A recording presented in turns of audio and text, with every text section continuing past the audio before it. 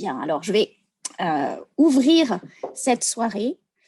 D'abord par des remerciements, car vous êtes très nombreux à vous être inscrits pour nous suivre ce soir sur Zoom pour la deuxième année du prix Analgesia Dome Pharma, douleur et santé animale. Bien que cette soirée soit exclusivement en digital, j'ai le plaisir de recevoir ici, chez TVM, le professeur Alain Échalier, président et fondateur de l'Institut Analgesia, et le docteur Thierry Poit, fondateur du réseau Cap Douleur, qui vont partager avec nous les problématiques et les espoirs dans le domaine du traitement de la douleur, et plus spécifiquement ce soir, des douleurs chroniques liées à l'arthrose. Nous aurons également le plaisir d'écouter à distance le docteur Luca Silberstein, directeur du service d'anesthésie et de l'unité d'études et de traitement de la douleur du centre hospitalier Advesia, ainsi que notre lauréate, le docteur Claudia Spadavecchia, responsable de l'Institut d'anesthésiologie vétérinaire et de thérapie de la douleur de l'Université de Berne en Suisse. Je ne vais pas vous présenter ce soir le laboratoire TVM, que la plupart d'entre vous connaissent bien. Mais généralement, vous connaissez moins le groupe auquel appartient TVM. C'est le groupe Dome Pharma, dont je suis la présidente, qui est un groupe familial indépendant fondé par mes grands-parents en 1947. Aujourd'hui, il représente 380 collaborateurs sur 5 sites en France, en Angleterre et depuis quelques mois également en Allemagne, avec l'ouverture de TVM Tiergesundheit. La particularité de notre groupe est d'être présent sur toute la chaîne de valeur du médicament vétérinaire, de la recherche et développement à la commercialisation, en passant par la fabrication. La fabrication d'une partie de nos produits qui se fait d'ailleurs à quelques mètres d'ici, sur notre site de production Eurofartech. Cette soirée, et même l'année que nous venons de passer, illustre parfaitement notre slogan qui est « Linked by Nature », lié par nature.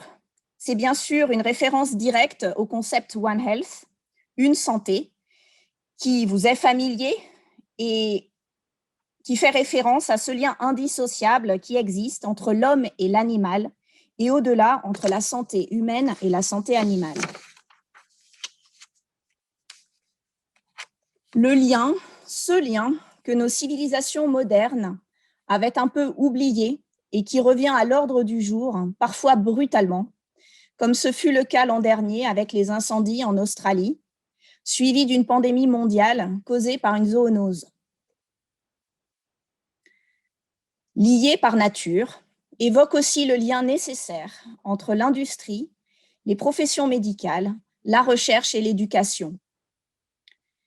Nous sommes heureux de réunir ce soir des acteurs issus de tous ces domaines et de répondre présents pour financer des projets prometteurs. Avant de céder la parole au professeur Échalier, je voudrais profiter de l'occasion pour saluer l'engagement de nos délégués vétérinaires à garder le contact avec nos clients sur le terrain, dans un contexte absolument inédit et difficile.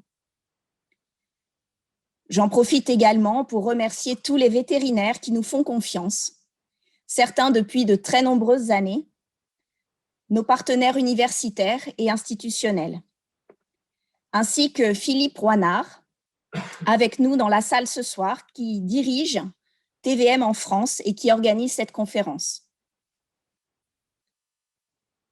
Je vais maintenant laisser la parole au professeur Échalier, auquel nous sommes très fiers d'être associés et qui a eu la bonne idée, il y a 3 ans, de me proposer d'intégrer la dimension santé animale dans les travaux de l'Institut Analgesia et du travail qu'il fait en santé humaine.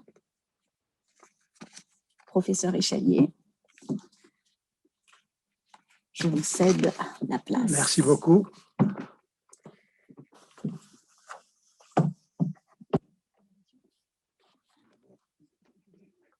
Juste, je voudrais tout d'abord vous remercier, Madame Schroeder, de votre accueil ici chez TVM, bien entendu, la situation sanitaire est telle que ce bel amphithéâtre n'est pas tout à fait plein, mais finalement, les gens sont soit à leur domicile, sans doute à leur domicile, compte tenu du confinement, peut-être pas trop sur leur lieu de travail, mais une prochaine année, nous espérons qu'ils puissent être plus nombreux ici. Au travers des remerciements que je veux vous apporter, je voudrais remercier aussi les laboratoires TVM, la holding Dom Pharma, parce que sans vous, ce prix santé animale n'existerait pas. Et là, nous serions, nous, Institut Analgesia, notre fondation, très gênés parce que nous avons très tôt affiché, nous avons un vétérinaire, le docteur Domas, dans notre conseil d'administration, nous avons un autre vétérinaire, le docteur Poit, dans notre conseil scientifique, et nous avons très tôt voulu afficher cette dimension One Health, comme vous venez de le dire. Et une des façons de reconnaître cette dimension, c'est justement de soutenir la recherche dans ce contexte-là. Et c'est grâce à ce prix qu'on peut la soutenir et grâce à votre soutien que ce prix existe. Donc vraiment, je voudrais vous renouveler mes remerciements pour ça. Et je voudrais dire aussi qu'aujourd'hui, je suis particulièrement heureux d'accueillir ici Thierry Poit et Lucas Zilbertschein qui vont nous faire part de leur vision de l'innovation en santé vétérinaire. Et ils savent, j'en suis bien persuadé, que cette vision d'innovation, on pourrait aussi tout à fait l'appliquer à la santé humaine. Donc vraiment, il n'y a qu'une chose qui nous manque, c'est le monde dans cet amphithéâtre, mais il y a ici quelques personnes, bien entendu les plus élogieuses sans doute, mais voilà, nous allons faire avec ce que cette zoonose nous impose. Nous devons respecter ces conditions-là. Voilà ce que je voulais dire, tout simplement, en vous renouvelant encore mes remerciements. Et donc, je crois que je dois faire un petit exposé maintenant. Et donc, on va mettre la présentation. Voilà, sur le titre, on va mettre la première.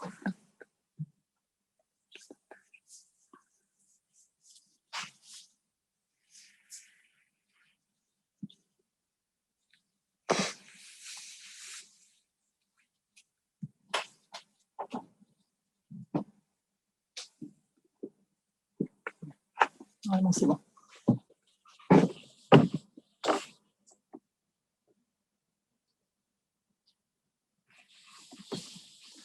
Alors, comme j'ai appris les mots modernes de la communication, Alice Corteval, notre directrice opérationnelle, vient de me susurrer que vous pouviez poser vos questions via le chat.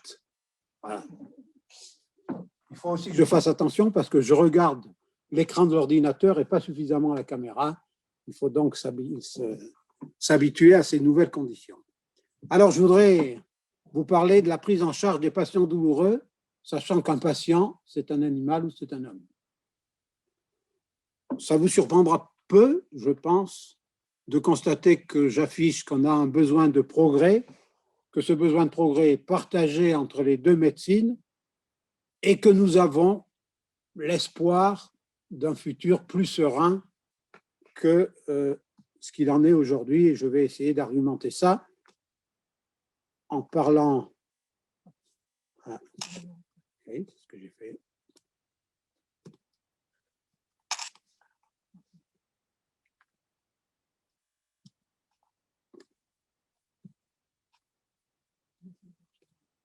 D'accord.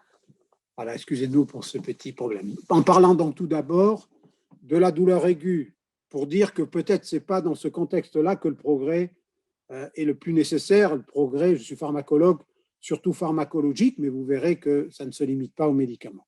Pourquoi ça n'est pas dans la douleur? Parce qu'il y a quand même des thérapeutiques efficaces, souvent médicamenteuses, mais on doit bien reconnaître qu'il y a des médicaments au ratio bénéfice-risque insatisfaisant, et ce n'est pas au monde vétérinaire que je vais apprendre que le paracétamol est contre-indiqué chez le chat, mais ce n'est pas au monde de la médecine humaine que je vais apprendre que les anti-inflammatoires non stéroïdiens, par exemple, peuvent aussi avoir des contre-indications et d'autres antalgiques. C'est plutôt dans la douleur chronique, finalement, que ce besoin de progrès est évident parce que La douleur chronique, d'abord, sur le plan épidémiologique, c'est une entité qui a une prévalence importante. 30% en médecine humaine des patients adultes souffrent de douleurs chroniques. Le constat aussi, c'est que cette réalité clinique, on a vraiment besoin de mieux la caractériser, je pense, et je ne veux pas trop empiéter sur la médecine vétérinaire parce que nos collègues en parleront mieux que moi tout à l'heure, mais je crois que ce besoin existe. Cette réalité clinique, c'est aussi une réalité pluridimensionnelle. Donc, la caractérisation, la dimension pluridimensionnelle, ça a à voir avec la dimension plus sémiologique, plus diagnostique. Et sur le plan thérapeutique, cette dimension, ce caractère pluridimensionnel, on ne peut pas prétendre qu'il relève de thérapeutiques univoques, qu'elles soient médicamenteuses ou non médicamenteuses. Et puis, maintenant, sur le plan plus thérapeutique, en effet, cette réalité clinique, elle ne bénéficie pas de thérapeutiques qui soient pleinement satisfaisantes.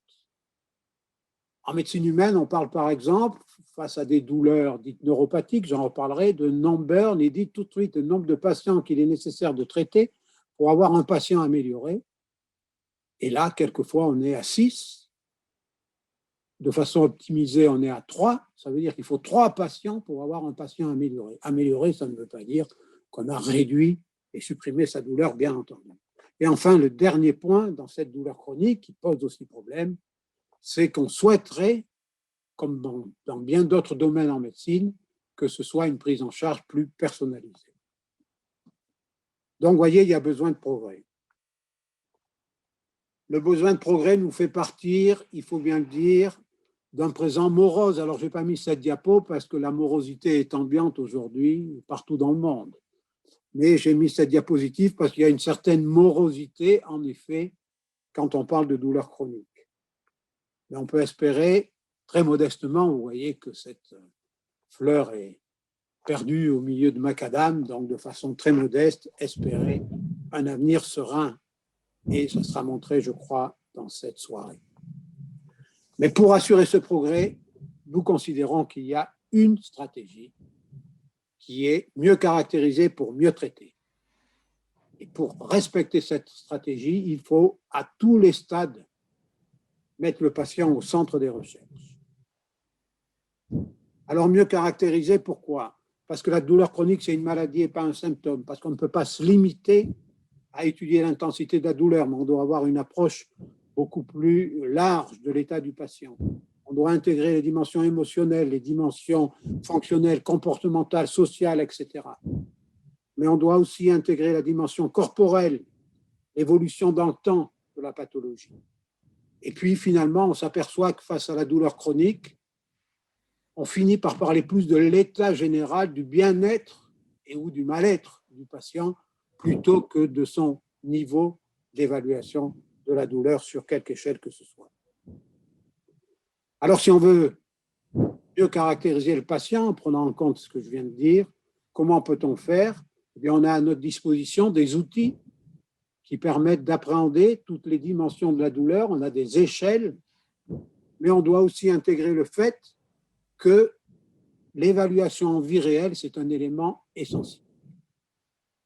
Telle consultation, fut-elle répétée à intervalles, mettons, tous les 3 mois, tous les 6 mois, ne suffit pas à appréhender l'état du patient douloureux chronique. Donc, mieux le caractériser pour aboutir à une évaluation sémiologique la plus fine possible pour le patient que l'on a en face de soi.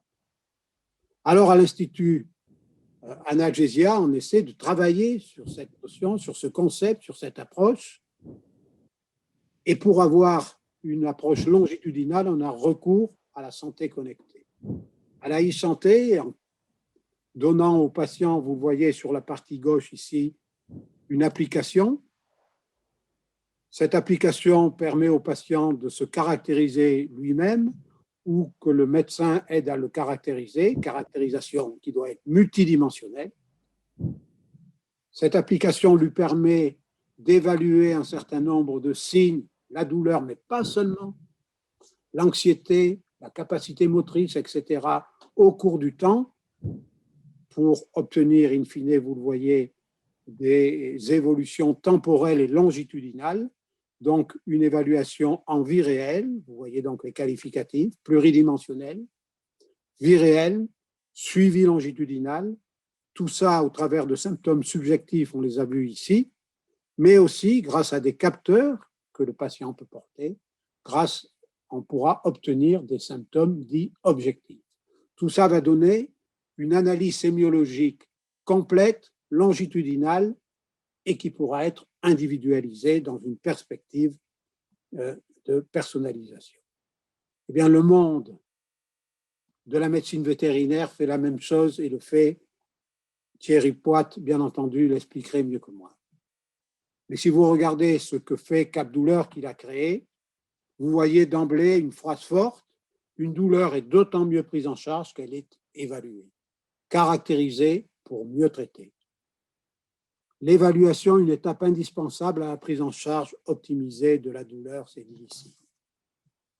Et Cap Douleur a donc, intégrant cette relation, comme on l'a vu en médecine humaine, patient-soignant, a intégré cette relation vétérinaire-propriétaire avec cette application CSOM qui permet d'avoir toute une série de données renseignées par le propriétaire qui peut observer et connaît bien son animal. Et vous voyez, de la même façon qu'on l'a dit tout à l'heure, il y a une évolution temporelle et un suivi temporel de la caractérisation de ce patient. Donc vous voyez qu'on est dans des problématiques identiques avec cette finalité d'une approche individuelle. Alors si on caractérise mieux pour mieux soigner, comment peut-on mieux soigner? Comment peut-on innover? Faut-il innover d'abord? Je l'ai déjà un peu évoqué, c'est une évidence. Si on se limite aux thérapeutiques médicamenteuses, leur efficacité est limitée, elles sont anciennes, elles ont même tendance à se raréfier. Si on regarde les thérapeutiques non médicamenteuses, eh bien souvent, elles manquent d'études rigoureuses, elles ne sont pas toujours efficaces, elles peuvent l'être, mais elles manquent souvent d'études rigoureuses pour affirmer leur efficacité. Si on revient aux médicaments, souvent, je l'ai dit, je ne veux pas le répéter, le ratio bénéfice-risque est insatisfaisant. On voit même des médicaments de référence perdre leur position de référence au fil des études cliniques rigoureuses. Bien entendu, je ne devrais pas dire ça, mais c'est un fait, le choix positif, le choix thérapeutique positif n'est pas possible faute de critères de choix aujourd'hui.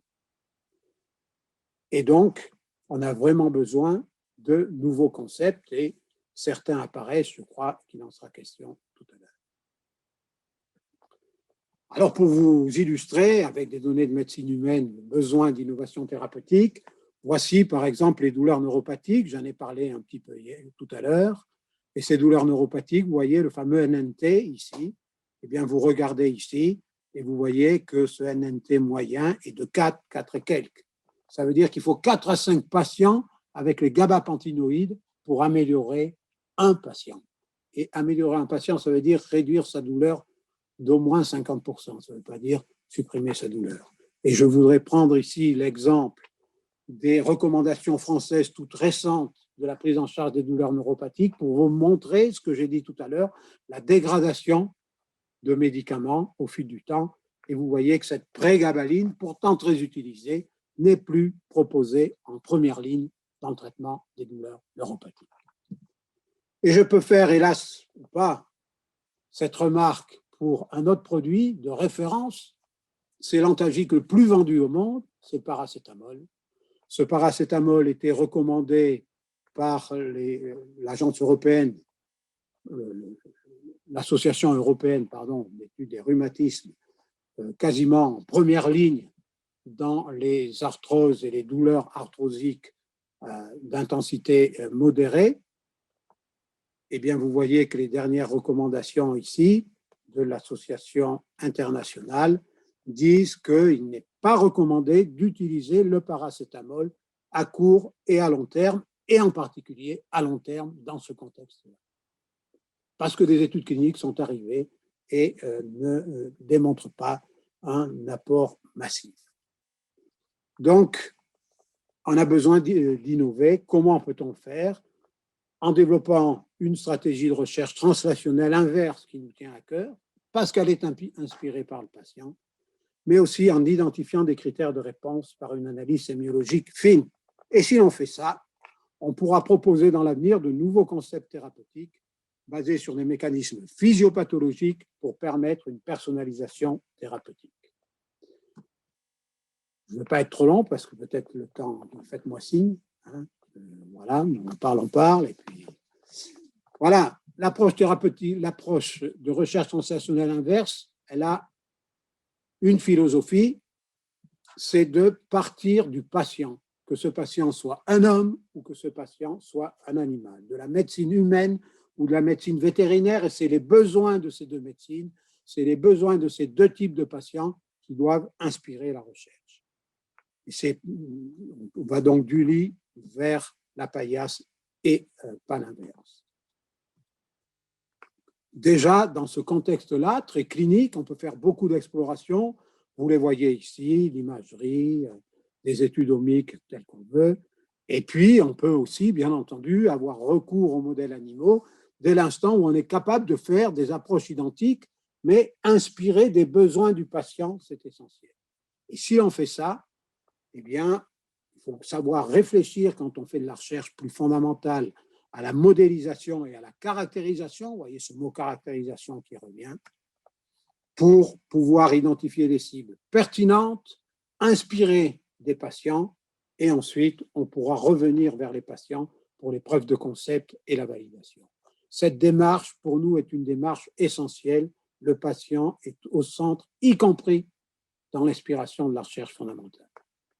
Et si on parle cette fois-ci de recherche clinique, eh bien, l'approche e-santé que j'ai évoquée tout à l'heure peut permettre, grâce à la masse de données acquises, grâce à la symptomatologie subjective ou objective, de réunir toute une série de big data qui pourront ensuite être traités par du machine learning, par exemple, pour in fine aboutir à une sémiologie affinée, peut-être une nouvelle sémiologie de la douleur chronique parce qu'elle intègre le caractère longitudinal. Et ça, on ne peut le faire que si on a suffisamment de patients. C'est ce que nous faisons aujourd'hui à l'Institut Analgesia, grâce à une cohorte qui va être lancée dans quelques semaines de 5000 patients.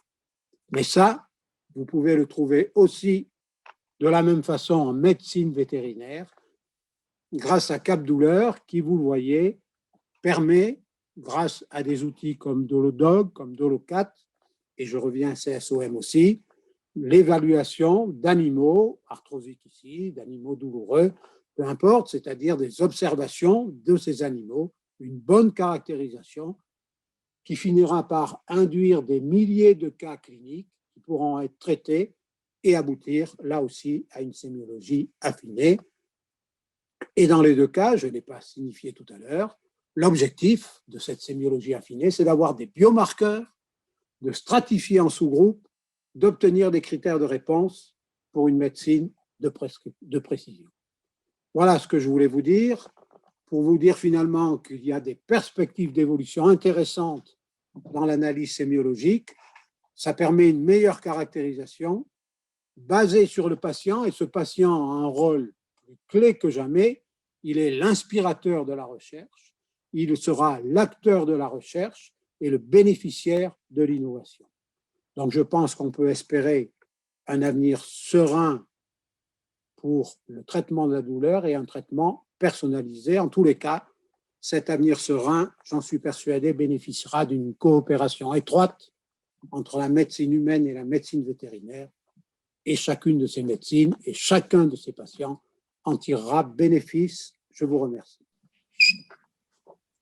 Bonsoir à tous. Merci beaucoup à l'Institut Analgesia et à Dome Pharma de nous avoir invités, Lucas Silverstein et moi, à parler d'actualité en douleur chronique. Et puis, un remerciement tout particulier à toi, Alain, qui a tendu la main à notre profession vétérinaire il y a bientôt 5 ans.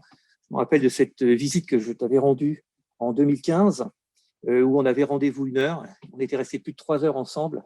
Et c'était particulièrement visionnaire parce que, je ne sais pas si vous vous rappelez tous, à l'époque, on avait une très célèbre ministre de la Santé qui, elle, prenait plutôt le cloisonnement de nos médecines. Et on voit où ce cloisonnement des médecines nous conduit aujourd'hui.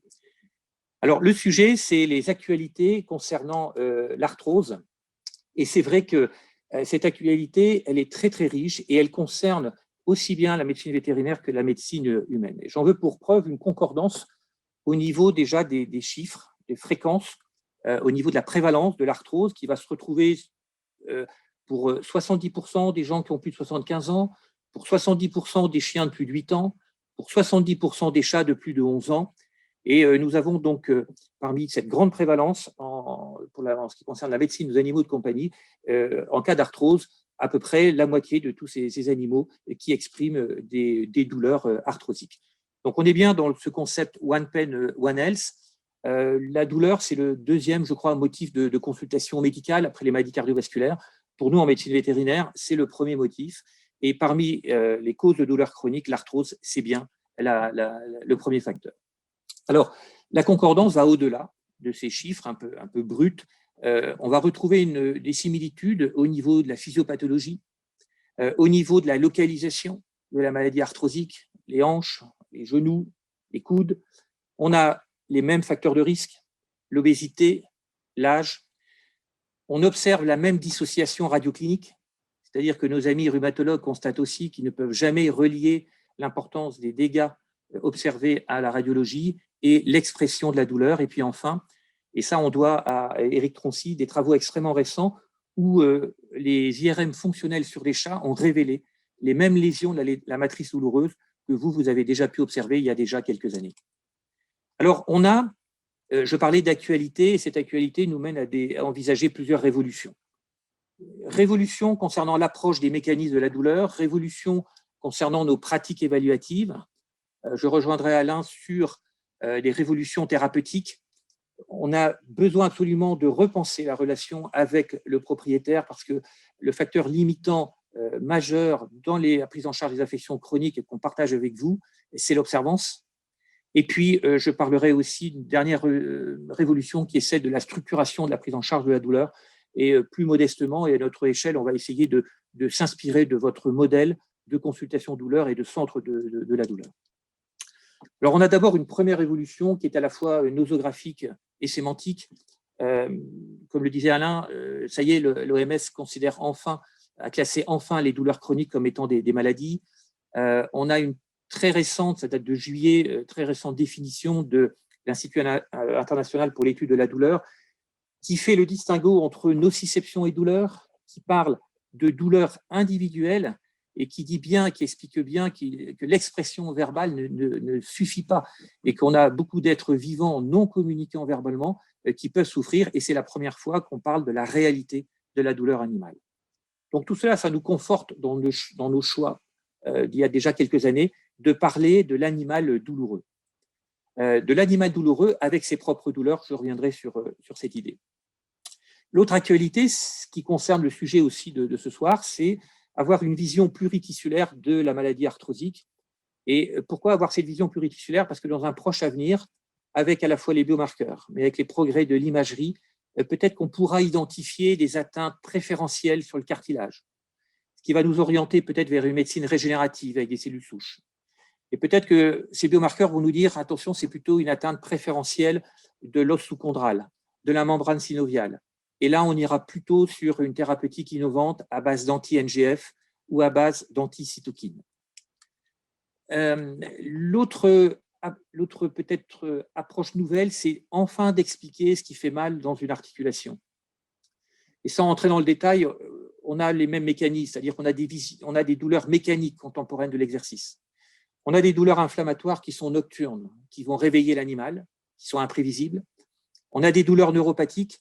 Alors, je sais qu'en médecine humaine, vous avez déjà des difficultés à les évaluer. Nous, c'est encore plus compliqué parce qu'il va falloir faire appel aux capacités d'observation des propriétaires qui vont nous décrire des douleurs de type décharge électrique. Il y a ce côté spontané. Il y a aussi la grande difficulté pour nous d'évaluer les paresthésies et les diesthésies.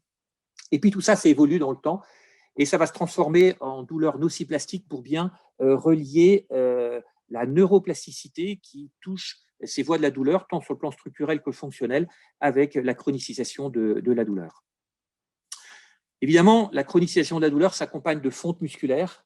Cette fonte musculaire va aggraver l'instabilité, le maintien de ces articulations douloureuses. Et puis, on a toujours inexorablement un déclin affectif et cognitif qui participent à l'emballement de cette douleur. On a un modèle circulaire que l'on partage aussi avec le monde de la médecine humaine, puisque vous savez que tout ce qui est émotion négative va majorer la perception de la douleur. Donc, j'ai été particulièrement inspiré par le livre de Guy Simonet, L'homme douloureux, et je suis convaincu que quand bien même le polymorphisme génétique de la douleur il a été beaucoup plus étudié chez vous, il est certainement comparable chez nos animaux.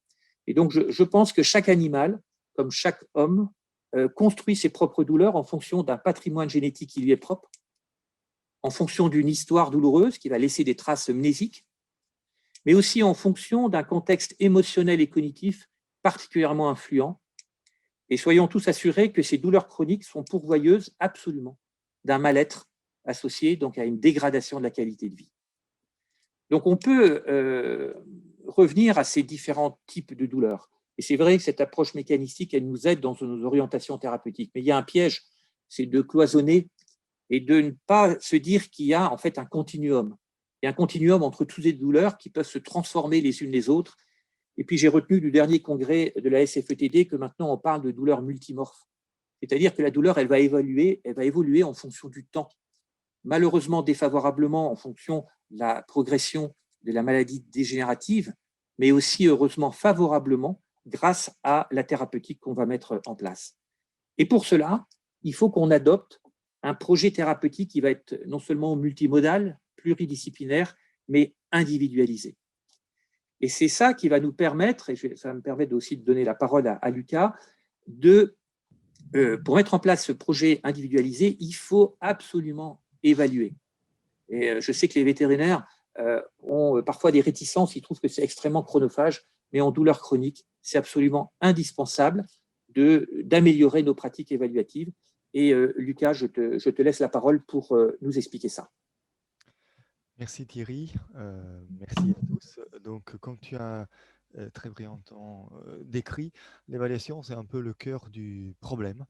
Et tout être vivant de sa naissance recherche le plaisir et s'en réjouit comme du souverain bien. Il déteste la douleur comme le souverain mal. Et ça, c'est une phrase historique de Cicérone, comme quoi le sujet douleur, effectivement, a été au cœur de la vie de l'être humain, mais aussi de l'observation de la nature.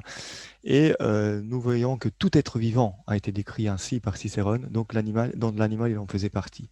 Mais naturellement, cela n'a pas été le cas pour tout le monde. Et si nous allons avant dans le temps, nous voyons très bien que l'animal peut donc, la phrase historique où l'animal peut donc souffrir n'a pas été toujours répondue d'une façon positive par tous les scientifiques. Car à l'époque, c'était un peu embarrassant d'imaginer que l'animal pouvait souffrir. L'animal était plutôt comparé à une machine. Et cela a permis l'avancée de certaines recherches comme Claude Bernard, par exemple, et des autres illustres scientifiques, sans lesquels certaines pratiques ne pouvaient pas être possibles si on s'arrêtait à réfléchir sur la souffrance animale. Donc, l'évaluation, c'était encore quelque chose de très, très loin dans les esprits de l'être humain. Un des scientifiques, il avait commencé à se poser des questions de comment évaluer, comment juger, comment réfléchir à la douleur animale par rapport à celle de l'homme. Ça a été, par exemple, Leonardo da Vinci, qui a commencé à écrire sur la comparaison entre l'homme et l'animal et l'homme, en s'interrogeant effectivement de comment interpréter les deux êtres vivants dont on parle, l'animal et l'homme, et si l'un pouvait être d'inspiration à l'autre et vice-versa. Mais tout cela est resté encore aux états un peu de pionnière de la recherche.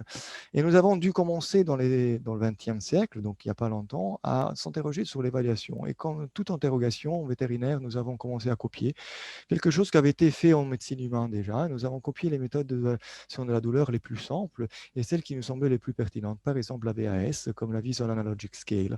Le seul problème de cette échelle de douleur, qui nous semblait à l'époque extrêmement pertinente, facile, simple de compréhension et rapide dans son évaluation, qui pouvait donner une mesure de 0 à 10 ou 0 à 100, il y avait un biais de confusion qui n'était pas négligeable. C'était celui qu'on retrouvera tout au long de cet exposé, que nous sommes en train d'évaluer des paramètres imposés à l'animal. Ce n'est pas l'animal qui s'évalue par lui-même. Le principe de cette échelle, c'est que le patient évalue lui-même. Et donc, il commence à acquérir en précision, en spécificité, même sur des douleurs très variées, parce que c'est la personne qui évalue soi-même. Mais quand le vétérinaire doit évaluer un autre être vivant, en plus appartenant à différentes espèces avec différents comportements, cette méthode d'évaluation de la douleur, on pourrait vraiment s'interroger si elle est pertinente ou pas. Nous avons donc dû attendre, nous avons atteint certaines limites et vous les voyez très bien, ces limites, elles sont encore plus parlantes, plus remarquantes quand on trouve des animaux dont on peut réellement s'interroger sur leur capacité de souffrir, bien sûr qu'ils souffrent, mais comment on la manifeste. Et cela appartient naturellement au monde des animaux sauvages, mais encore si on veut revenir des animaux sauvages aux animaux proies, aux animaux de rente, il y a plein d'animaux qui ne manifestent pas la douleur, même chez les chiens. Nous avons des animaux qui manifestent la douleur et des autres qui la manifestent moins ou d'une façon tout bêtement différente. Donc l'évaluation de la douleur en médecine vétérinaire, c'est vraiment une chimère très compliquée à résoudre. Donc nous avons cherché toujours à la simplifier. Et en la simplifiant, on a fait aussi des erreurs. Donc on a créé des mini-échelles dans lesquelles on évaluait la douleur en 4 catégories, légère, modérée, sévère, insupportable, toujours en copiant ce qui avait été fait de la médecine humaine, mais peut-être sans trop s'interroger de la pertinence ou pas de cette méthodologie d'évaluation qui laissait quand même des vides assez importantes. Donc, nous sommes passés à la vitesse supérieure avec les échelles d'évaluation de la douleur. Et ces échelles de l'évaluation de la douleur, nous les avons vues surtout dans le XXIe siècle, c'est-à-dire dans les années récentes, qui ont été vraiment très, très fécondes et très productifs. Donc nous avons commencé à rajouter de la précision, nous avons voulu rajouter de la précision sur l'évaluation de la douleur, et nous avons vu apparaître un grand nombre d'échelles de la douleur, mais encore une fois, ces échelles de la douleur, ils avaient d'une part l'avantage de commencer à faire focaliser l'attention sur des aspects que jusqu'auparavant ils étaient passés inaperçus, mais l'inconvénient de vouloir encore une fois imposer des paramètres à l'animal, et l'animal n'était pas acteur ou propriétaire de sa douleur, c'était nous qu'on imposait à l'animal des paramètres qu'on allait juger. Mais l'avantage en même temps de ces grilles, c'est qu'ils ont élargi énormément le scénario d'évaluation de la douleur, et nous sommes passés d'une échelle en 4 points à des échelles multiparamétriques naturellement, avec plusieurs échelles, parce que la douleur est très variée, et la façon de l'évaluer est encore plus variée. Mais certains des derniers de ces études, comme l'échelle de Helsinki de Anne Björkman, ont été repris, et là, effectivement, honneur à Cap Douleur, qui a repris ces idées d'échelle, surtout sur la douleur arthrosique, et elles en ont créé, effectivement, comme le disait Alain, des applications, j'oserais dire 2.0, qui ont facilité énormément la démocratisation et la vulgarisation de l'évaluation de la douleur au chevet de l'animal, donc au chevet du propriétaire, et une aide pédagogique aux vétérinaires pas négligeable, parce que ayant simplifié la capacité d'évaluer la douleur, nous avons aussi élargi le scénario d'évaluation et nous avons rendu digeste cette évaluation, même pour un personnel qui n'avait pas trop confiance avec le papier, l'évaluation, les grilles et le scoring. Donc l'avantage de l'arrivée technologique de ces applications 2.0, c'est que nous avons vraiment démocratisé l'évaluation de la douleur et donc un grand pas a été fait en avant. Mais encore une fois, nous avons voulu rajouter de la précision à la recherche toujours du Graal, c'est-à-dire d'une évaluation chiffrée, précise. Et nous avons commencé à réfléchir sur différentes méthodologies comme l'analyse du mouvement ou l'analyse de la posture, les angles de flexion, la charge que l'animal pouvait donner sur un plateau de marche ou pas. Encore une fois, nous pouvons toujours nous interroger du quid de la pertinence en termes d'algologie, car à cause de cela, on a aussi effectué beaucoup d'erreurs car nous avons associé une charge, un mouvement à la douleur. Et est-ce pertinent? Est-ce pertinent de parler de boiterie synonyme de douleur ou pas? Nous avons par exemple des amputés qui continuent à boiter mais qui ne sont plus douloureux et c'est le but de l'amputation. Mais nous avons aussi le contraire, des animaux qui boitent parce qu'ils ont de douleur. Donc il faut être très attentif au fait de vouloir rassembler sur des paramètres tout type de cogitation. Et après, on pourrait s'interroger sur l'analyse du mouvement, naturellement, qui se transforme aujourd'hui en technologie avec les collets connectés qui analysent effectivement la capacité de l'animal de bouger en chiffrant cela. Mais encore une fois, nous avons vu des images d'animaux assez lymphatiques, assez léthargiques, et donc qui bougeaient pas beaucoup, et on pourrait s'interroger si ces animaux ils vont bénéficier ou pas de cette méthodologie d'évaluation. Un gros pas en avant a été fait, et un petit clin d'œil à l'équipe du professeur Spadavec à Berne. Donc la collègue Alessandra Bergadano, avec les recherches qui sont faites dans l'équipe de Berne dirigée par le professeur Spadavec sur le nociceptive withdrawal reflex, qui a pu souligner certains aspects de la nociception en commençant à répondre à certaines interrogations que nous avons toujours eues sur le quid de certains produits, qu'ils étaient plutôt anesthésiques ou plutôt analgésiques, ou comment ils fonctionnaient. Et grâce à cela, nous avons pu commencer à évaluer vraiment la nociception et la douleur dans des phases très compliquées, c'est-à-dire les phases anesthésiques. C'est un pas très, très intéressant de la science. Nous avons rajouté toujours de la précision, et aujourd'hui, nous y sommes aux échelles qui analysent le faciès, le visuel, mais encore une fois, on pourrait s'interroger, c'est la grande mode aujourd'hui de l'analyse des grimaces, des grimace scale. Vous voyez que nous avons produit des grimace scale dans beaucoup d'espèces, mais on pourrait s'interroger s'ils sont vraiment pertinentes, car le faciès d'un animal est très varié. Il suffit de voir la photo qui va suivre immédiatement après pour comprendre la difficulté vétérinaire, et c'est pour cela que nous avons abandonné ce type de méthodologie sur les chiens, car très compliqué à standardiser et à chiffrer. Il y a une équipe de l'Université de Montréal qui travaille sur l'intelligence artificielle en cherchant à typiser effectivement les caractéristiques du chat. On pourra voir dans les années à venir peut-être si cette méthodologie va aboutir à un chiffrage de la douleur sur les caractéristiques du faciès du chat qui semblent plus prometteuses et pertinentes que celles du chien. C'est un avenir encore à découvrir.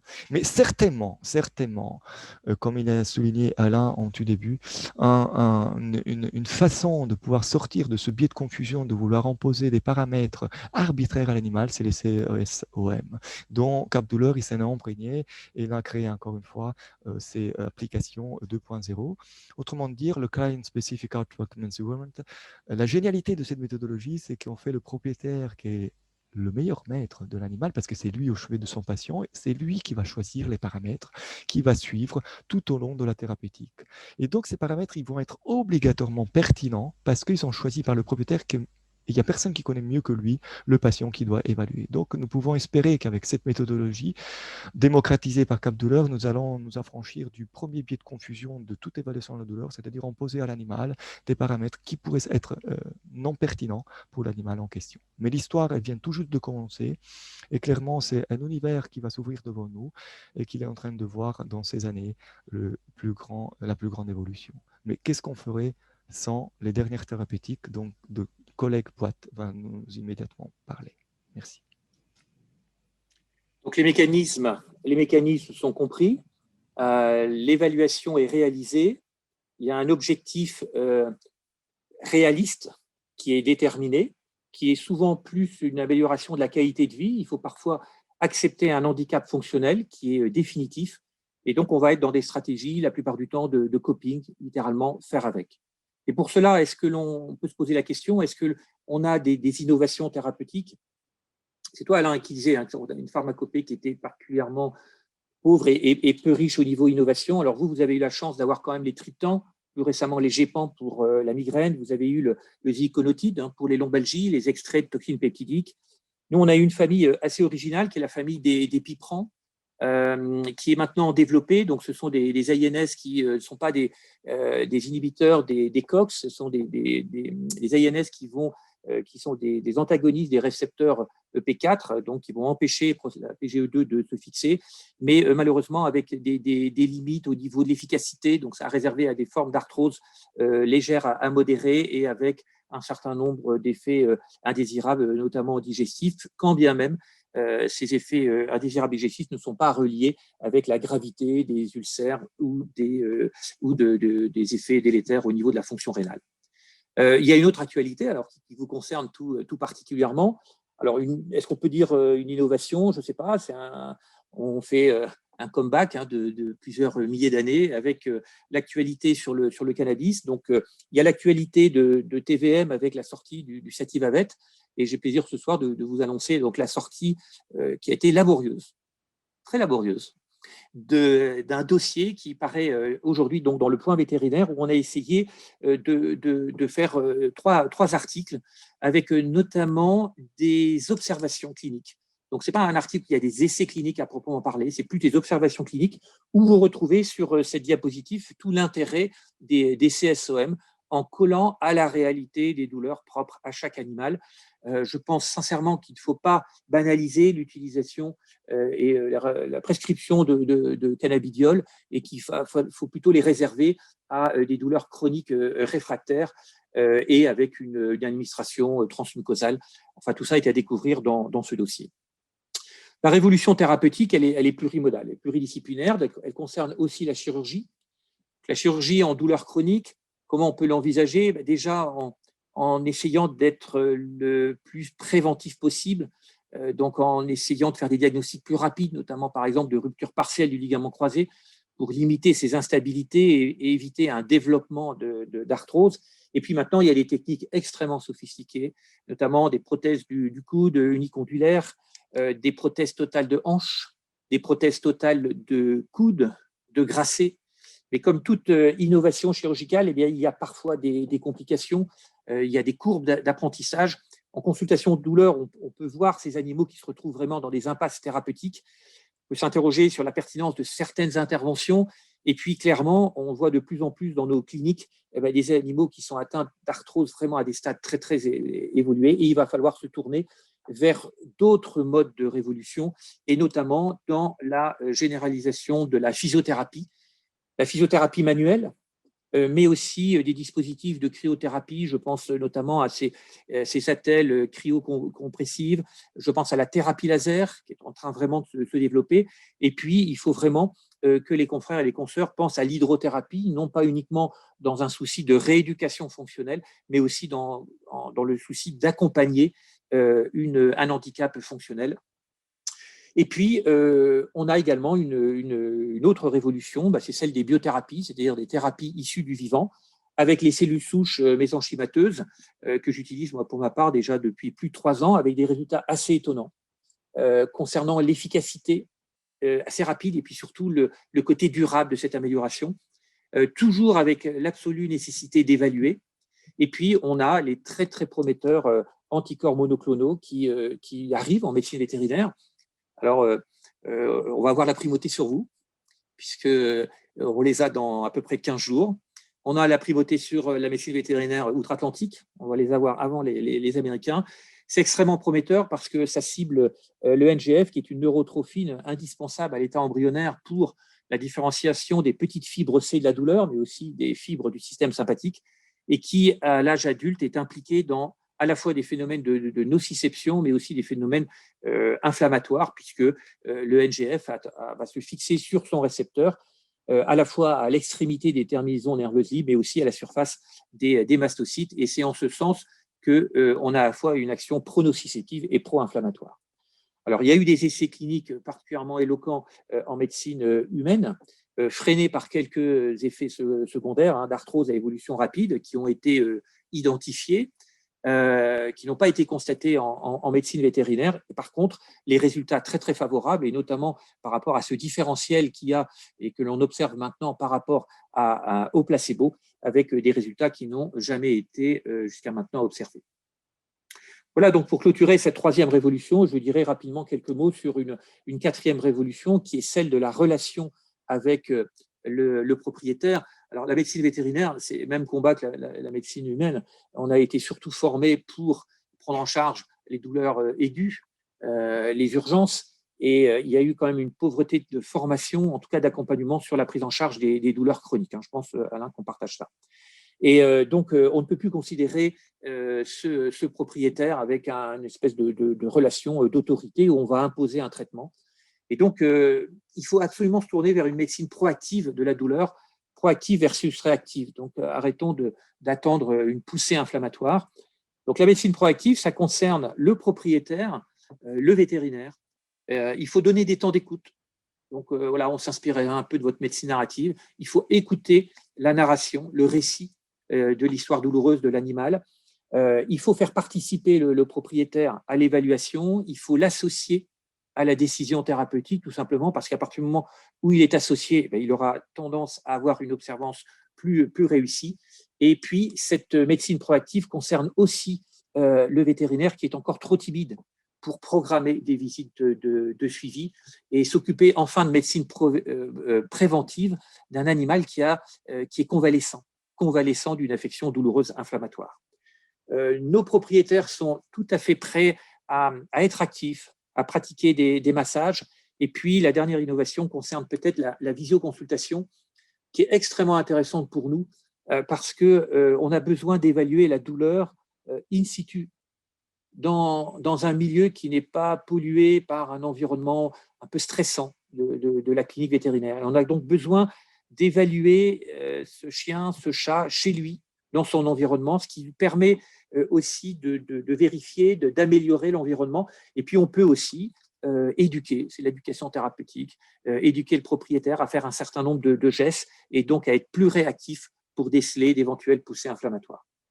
Je terminerai en parlant d'une 5e révolution, c'est celle d'une ambition qui est celle de structurer la prise en charge de la douleur comme vous l'avez déjà fait. On pense que, comme pour les médecins, la douleur, c'est le cœur des métiers des généralistes.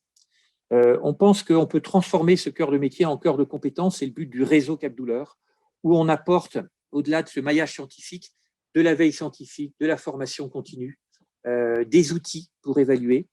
On a l'idée, face à l'allongement de la durée de vie, face à la complexité de ces douleurs chroniques, de créer des consultations douleurs, où là, on aura un vétérinaire un peu plus spécialisé. Et puis, l'étage au-dessus, c'est ce qu'a commencé à faire Lucas dans le CHV Advesia, où on a l'équivalent de vos centres de la douleur, ce qu'on a appelé des unités vétérinaires d'évaluation et traitement de la douleur, qui sont à la fois des lieux où une approche pluridisciplinaire de la douleur va être favorisée, mais qui seront aussi des pôles de formation, des centres de recherche clinique, et puis enfin aussi, je le souhaite, ça va aller dans ton sens, Alain, une plateforme d'échange avec les structures de douleur chronique qui existent en France. Et le grand intérêt, vous voyez, de ce maillage scientifique, c'est de compléter l'approche EBM, l'evidence medicine, qui certes est indispensable et qui, dans un domaine aussi subjectif que la douleur, doit être absolument complété par une multitude d'observations cliniques. Et ça sera pertinent si tout le monde évolue de la même façon. Et j'ai bon espoir que demain, on pourra fournir, grâce à ces outils CSOM, des observations cliniques sur 5 000, 10 000 chiens arthrosiques. Et je souhaite pour TVN qui recevront peut-être un peu de cannabidiol pour améliorer leur beau jour. C'est tout le malheur que je vous souhaite. Donc, grand merci pour votre attention et pour votre accueil. Et je vous laisse reprendre la parole. Merci à tous.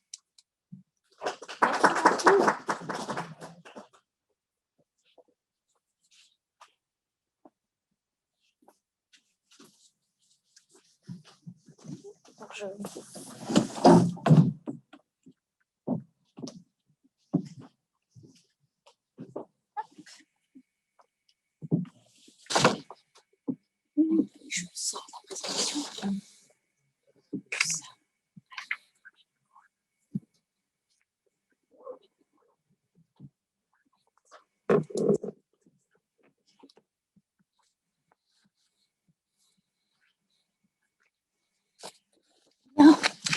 Merci, un grand merci à nos conférenciers pour ce nouveau panorama sur la douleur. Merci au professeur Échalier, merci à Lucas Silberstein, connecté avec nous, merci à Thierry Poit. Je veux simplement vous préciser que pour toutes les questions suite à ces conférences, nous avons un temps qui est dédié à 20h. Autour de 20h, nous collectons toutes vos questions qui se trouvent et que je vous invite à continuer à poser dans le chat Zoom. Et nous aurons un temps dédié du coup pour vous permettre à nos 4 intervenants, également au docteur Claudia Spadavecchia de répondre à vos questions.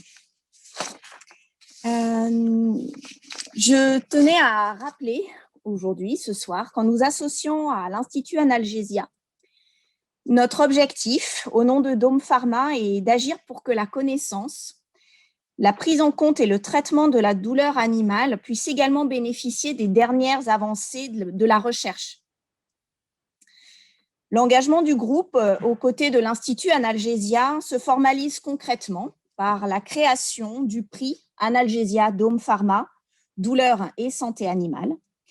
Ce prix est d'une valeur de 18 000 € et il sera remis sur l'appel à projet qui s'étale sur une période de 5 années consécutives. Ce montant, eh bien, il a pour objectif d'aider une équipe académique qui souhaite développer une thématique de recherche sur la douleur en santé animale et acquérir ou compléter des résultats préliminaires.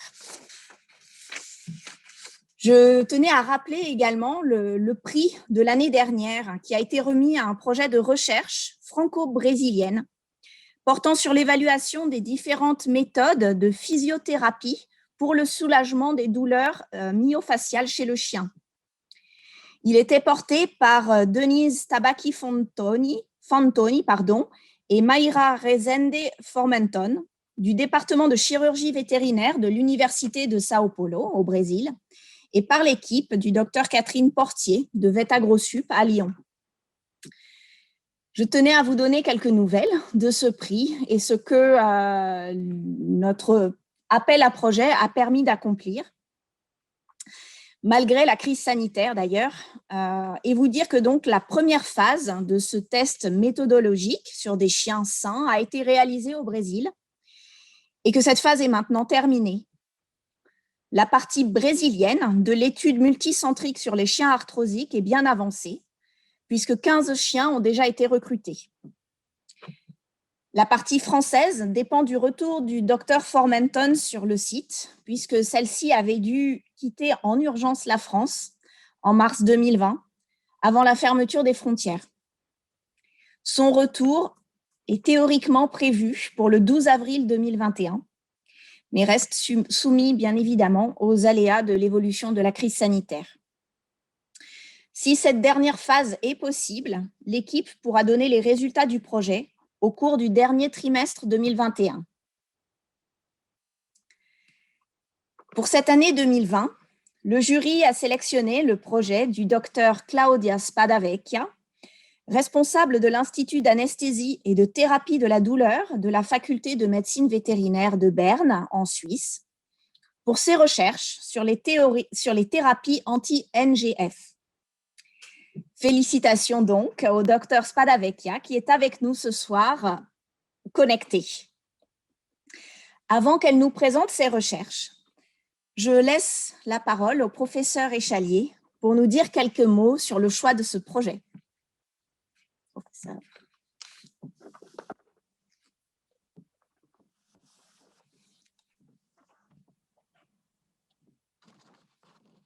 Merci beaucoup. Ces quelques mots seront brefs. Je voudrais d'abord dire que ce prix est attribué grâce au travail du jury d'évaluation.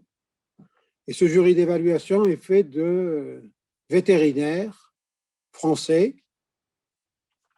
soit issus du monde libéral, soit issus du monde académique. Et nous, Institut Analgesia, nous respectons très largement leur évaluation. Il y a 2 évaluateurs par projet et nous voulons ici les remercier pour ce travail bénévole qu'ils font pour cette évaluation. Nous avons eu de nombreux projets. La sélection est toujours difficile, bien entendu, puisqu'il y a un projet retenu et les autres ne le sont pas. Nous sommes assez heureux de voir que ce projet et le projet précédent, d'ailleurs, avait une dimension internationale, ce qui n'est pas neutre. Et puis, le précédent projet est un projet plutôt sur l'évaluation, celui-là est un projet plutôt sur l'innovation thérapeutique. Vous voyez qu'on est en harmonie avec ce que l'on dit, caractériser pour mieux traiter. Donc, nous allons maintenant écouter la récipiendaire de ce projet. Voilà, très bien, vous êtes présente. Donc, très bien, Madame Claudia Spadavecchia. Moi, ça me fait plaisir de dire Spadavecchia. Je ne sais pas si je prononce bien l'italien. Luca le ferait mieux que moi. Il l'a fait d'ailleurs. On n'a pas entendu tout à fait la même chose, mais ça me fait très plaisir. Donc, on vous laisse la parole. Merci beaucoup. Je dois dire, je suis vraiment émotionnée d'être ici. Je parle seulement 2 mots de français pour vous remercier beaucoup. je suis vraiment heureuse. Ça, c'est tout que je peux dire. C'est un peu dommage que je ne peux pas être avec vous en France, mais je suis ici en Suisse et à la maison ce soir. Je vais parler maintenant anglais pour présenter mon projet. C'est plus facile pour moi. J'ai peur que je ne suis pas bien assez pour tout présenter en français. Alors, si vous me le permettez, je passe à l'anglais et j'aime de vous présenter qu'est-ce qu'on est en train de faire.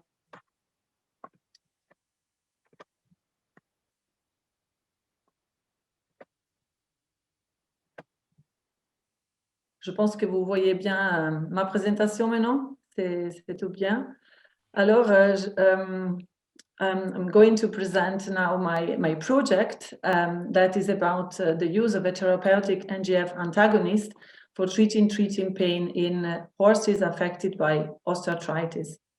This is a pilot study, and there is just an important things to say in the beginning, that due to ongoing patent filings, I will not be able to provide further details about the nature of the product that we are currently testing, or about details of the treatment schedule.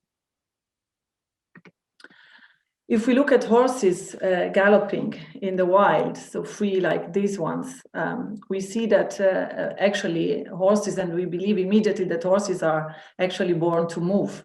They are elegant, they are strong, and they are marvelous for their moving capability that has fascinated mankind since very ancient times.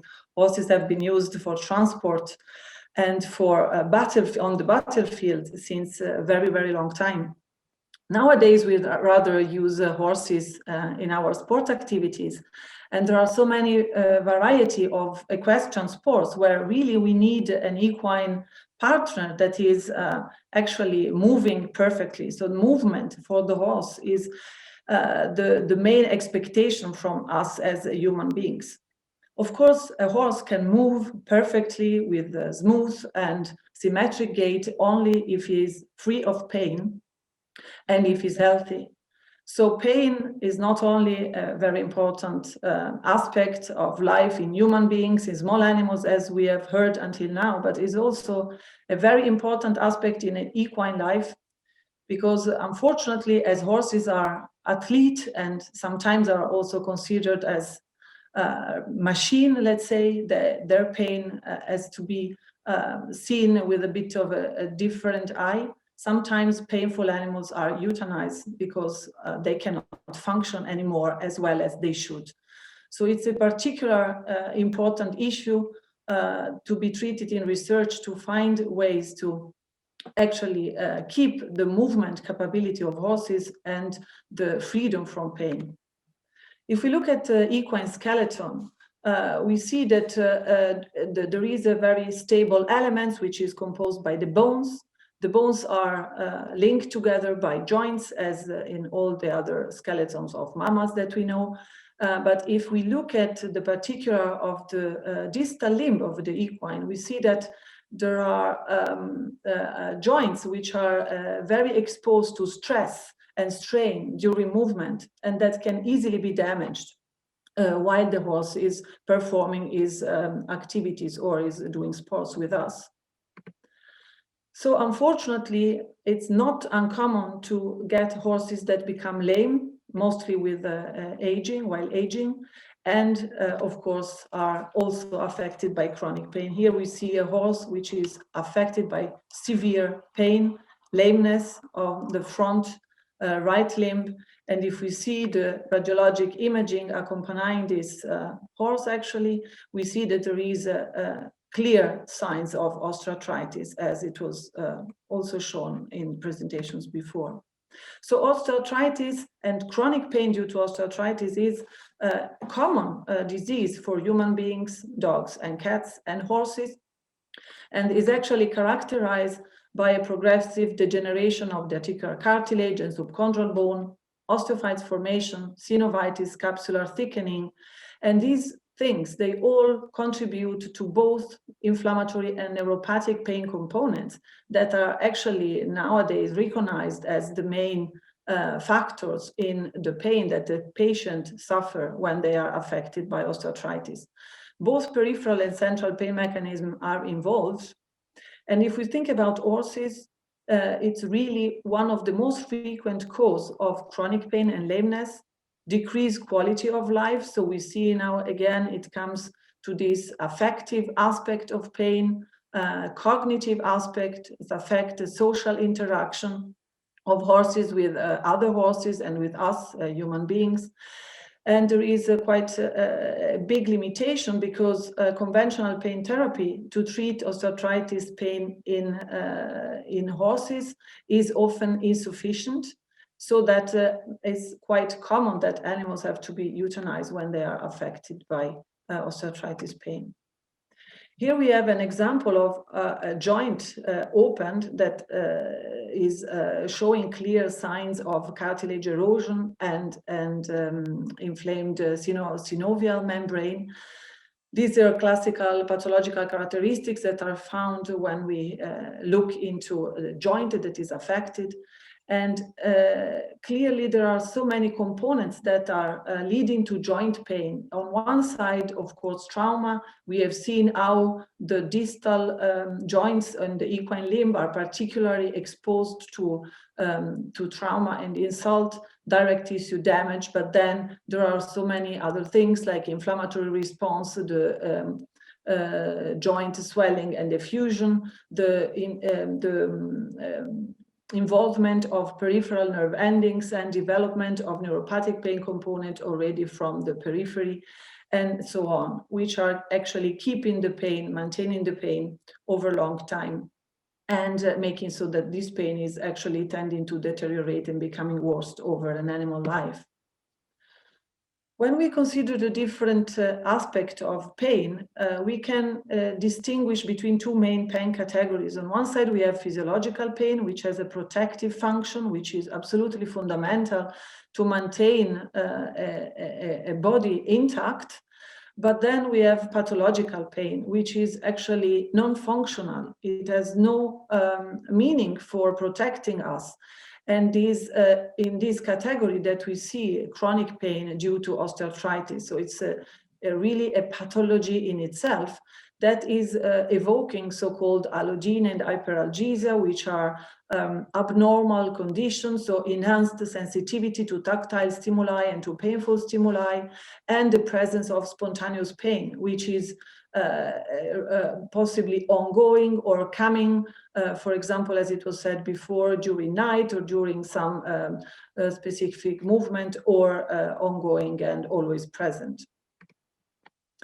When we see it a little bit what's around for treating pain, we recognize that in horses as well as in other animals, we have three main sites of possible drug action that we can consider.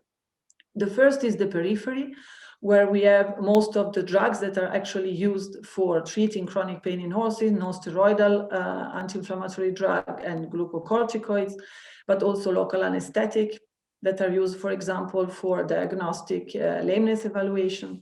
Then we have drugs that affect the spinal cord modulation, like ketamine, alpha-2 agonist, opioids, which are mainly drugs that can be used to treat acute pain and perioperative pain and not really adequate for treating long-lasting pain. And on the other side, sedative opioids or cannabinoids that can affect central components and supraspinal aspects of pain. For long-term therapy, there are actually not so many alternatives as we see because of the cost that, of course, when we think of treating a cat or a dog, the doses necessary are quite similar or lower to what is necessary for a human being. If we think about the horse, it's clear that certain drugs that might be considered are not an option because of cost. So that we are actually really in the need of looking for new, safe and effective strategies to treat chronic pain, in particular due to osteoarthritis in these animals. In the last decade, there has been quite a lot of research pointing out that the nerve growth factor, as previously pointed out, can be a target of interesting therapeutic approach to relieve pain due to osteoarthritis, but also in general inflammatory pain. So we see several publications that have come out. I mean, there are much more than just this, but this is just to show nerve growth factor has been really at the attention of newer research in these last 10 years. Why the nerve growth factor can be seen as such an important player in pain maintenance? Because it's a trophic polypeptide synthesized by many cells. It's, as it was said before, fundamental for developing central nervous system. Binding to its high affinity receptor is initiate intracellular signaling that it then, in adulthood, modulate sensory perception and pain. It has a crucial role in peripheral sensitization and persistent pain, and it has been seen that NGF levels in blood and synovial fluid are increased in inflammatory states and chronic pain. So it seems to be a promising molecule to work on also for equine patients. How a nerve growth factor affects pain? These, again, there are several levels at which nerve growth factor play a role. In the periphery, it's produced in elevated levels in the joint affected by osteoarthritis, is able to sensitize the nociceptors by increasing the afferent toward the spinal cord, is able to increase the expression of neurotransmitters involved in pain transmission at the level of the dorsal root ganglion, and is also able to increase the synaptic transmission at the level of dorsal horn in the spinal cord. So there are really several levels at which nerve growth factor seems to play an important role that, as I said, it has been recognized quite recently. So actually for the present project, we aim to evaluate the safety profile of a newly developed therapeutic NGF antagonist in horses affected by osteoarthritis. A very important aim for us was to obtain, or is to obtain, pilot efficacy data assessing chronic pain severity and lameness before, during, and after treatment with the NGF antagonist. Our hypothesis that no major adverse event will occur after treatment administration, and pain severity and lameness will be decreased by the treatment when compared to a placebo. So this study has been designed as a randomized, blinded, placebo-controlled pilot clinical study in which we aim to include 16 private-owned adult horses affected by osteoarthritis. Inclusion criteria are chronic musculoskeletal pain during since at least 3 months, radiological evidence of osteoarthritis, and the presence of typical symptoms like persistent lameness, rigid gait, decreased performance, reduced tolerance to being ridden. And exclusion criteria were ongoing therapy with non-steroidals and neurological or other kind of pathology, systemic diseases present at the time of inclusion. Here are some examples of what we mean with radiological evidence of osteoarthritis. So beside the clinical presence of pain and lameness, we wanted to have a radiological image before starting the study and also at the end of the study. This is very important. As it has been said, one of the potential side effects of an anti-NGF treatment is that it has been seen in humans that some osteoarthritis, some degree of osteoarthritis could actually become worse after an anti-NGF treatment. So for us, it's a very important safety aspect that we want to evaluate. As I said, the patient have to be affected by chronic lameness. Here again, a video of a horse affected by severe right hind limb lameness. We see here that we are actually quite lucky to be able to work in such a beautiful landscape, a typical Swiss landscape. So the 16 horses are divided into 2 groups. One group treated with the anti-NGF treatment and the other one with the placebo treatment. The treatment is prosecuted for 3 months, and clinical examination and follow-up are prolonged over 5 months.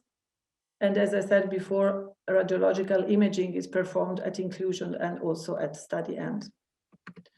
So the clinical examinations that we perform on the horses are thorough examinations that are performed at study inclusion, but then, as I said, at monthly intervals, and they are very time consuming. So they take at least 2 hours to be performed. And these allow us to say something in the end, hopefully, about the safety and efficacy of the treatment. So what we do is a complete classical clinical exam, including hematology and blood chemistry, a neurological exam, examining head nerve function, presence of ataxia, proprioception, and including quantitative sensory testing of the equine face.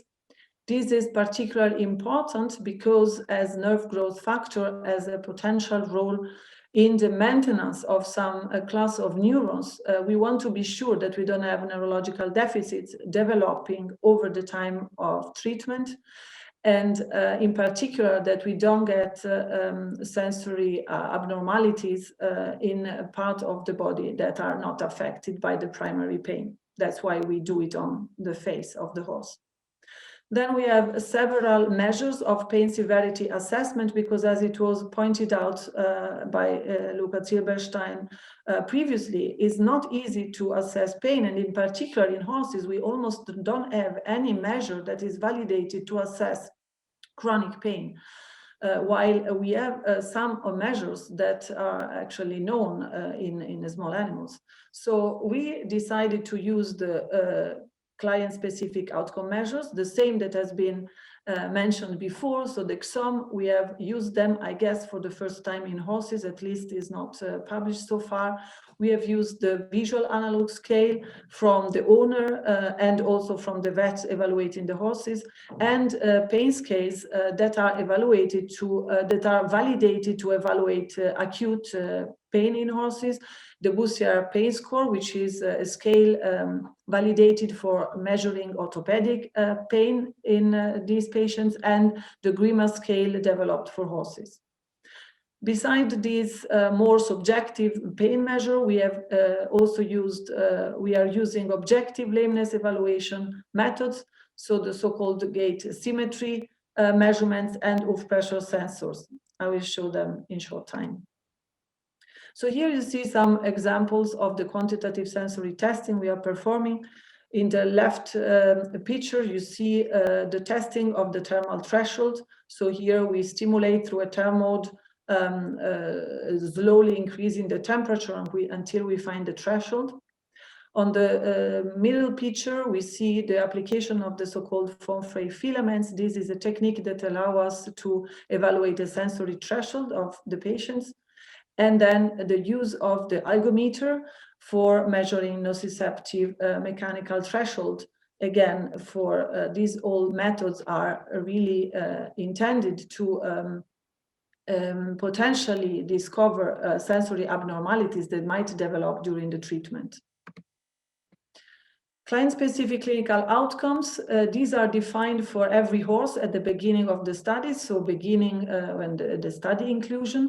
And these are really important, as said before, these are the very personalized outcomes, what is important for this person and this person-horse pair. For example, this could be the way the horse interacts with his owner. Horses in pain tend to interact much less with people and with other horses, or could be swelling and painfulness at palpation of the affected joint, or could be that that the horse is not willing to be ridden anymore, and so on. And for each of these personalized outcome, we, the owner, assess as attribute a score from 0 to 4 at every examination time point. The next is a visual analog scale, as it is used classically in humans, attributed both by the veterinarian and by the owner, where 0 represents no pain and 10 the most possible imaginable pain for this patient. And this is again representing the subjective interpretation of the people that are seeing the horse. Here we tried also to use the GRIMA scale that is actually developed for measuring acute postoperative pain. It's just an attempt to see if we can see anything that might point out toward the potential use of this scale also in osteoarthritis equine patients, but this has not been shown so far before from other research group before. Then we come to the objective gait evaluation. For this purpose, we have used 2 different systems. The first you see here is the so-called EquiGait. It consists on 3 inertial sensors that are placed on the horse. One is at the level of the lumbosacral junction, one is at the wither, and the one is at the paw. They are sending wireless information to the computer where the data are elaborated, and what we can see from the report is actually the level of symmetry of the gait, and quite easily the report help us to recognize where is the side of the problem and the extent. So it's a really good way to evaluate over time how the lameness is changing, because the subjective evaluation of lameness is always quite open to debate, and 2 different persons evaluating lameness are probably coming to different results. So here we have the possibility to have clear numbers that are showing if there is a true effect of the treatment on the lameness as well as on other more subjective measures as said before. Then we have used another method that is consisting on pressure sensors that are fixed under the hoof of the horse, and again allow free movement, because the informations are sent to the computer through a wireless communication. And these are the advantage of being quite independent from the gait of the horse. So while with the EquiGait we need to have a quite consistent trot to be able to provide a reliable result, here we measure the weight distribution, and even simply the stand or the horse standing or the horse walking. If the horse has a severe lame that we cannot have him to trot, then we can still measure the weight distribution difference.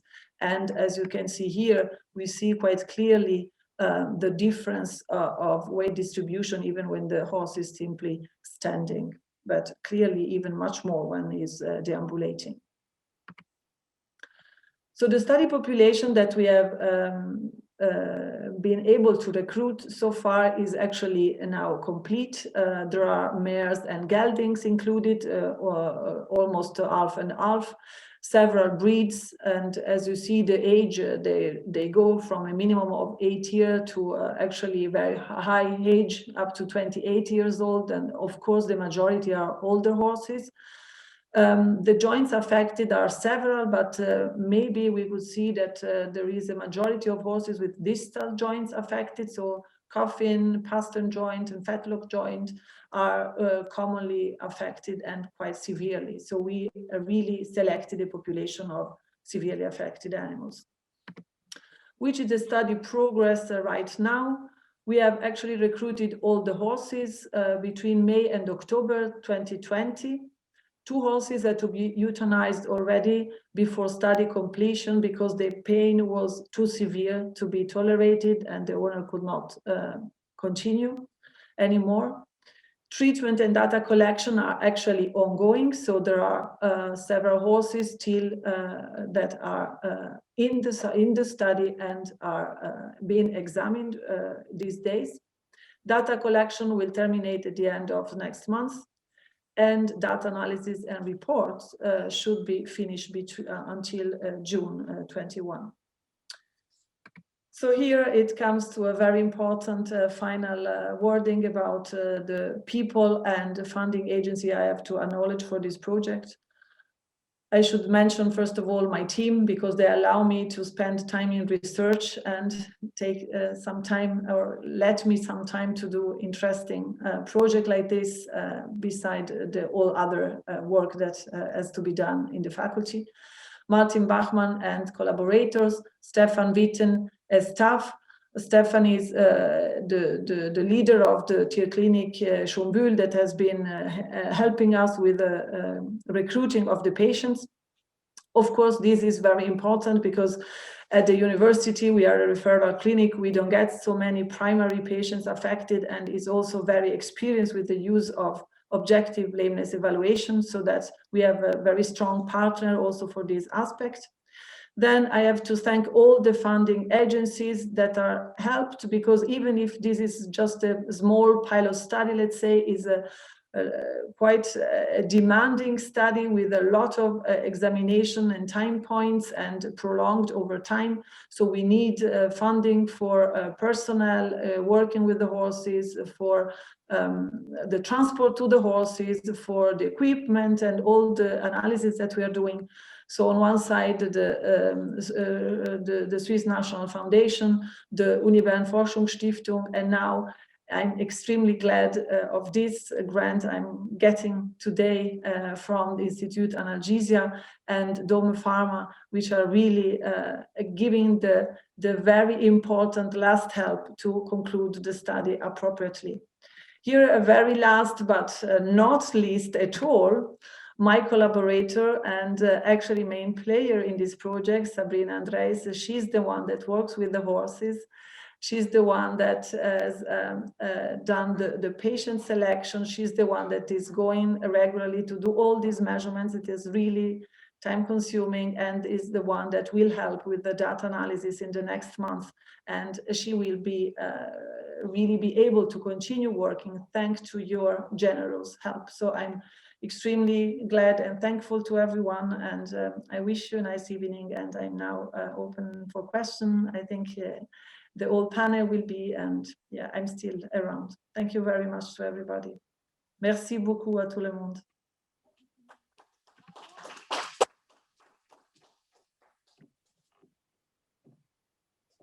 Merci beaucoup, Dr Spadavecchia, pour cette présentation. Nous allons maintenant, nous allons ouvrir cette session d'échange de questions. Maintenant que vous avez bien voulu nous poser, et que bien évidemment vous pouvez continuer à nous poser maintenant au travers du chat, et auxquels nos conférenciers vont pouvoir répondre. Soit en ligne, soit viendront me rejoindre à la tribune à chaque fois que la question pourra les concerner. Merci.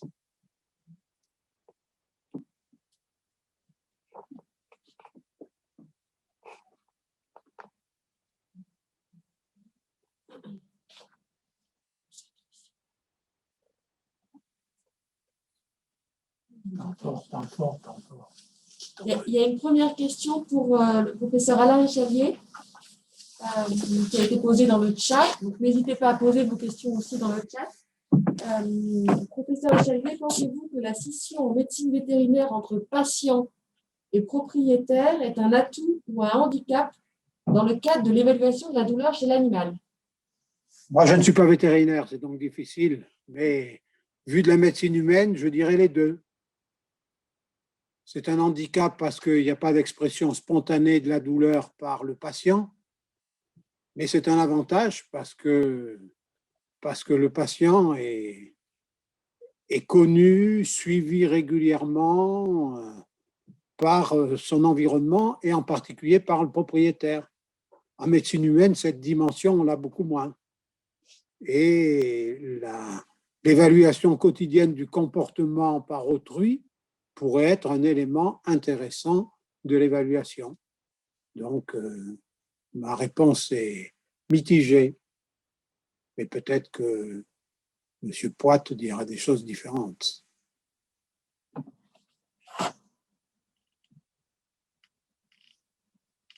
Oui, Alice? Alors, pour le moment, il n'y a pas d'autres questions, mais du coup, je vais en poser une peut-être pour Thierry.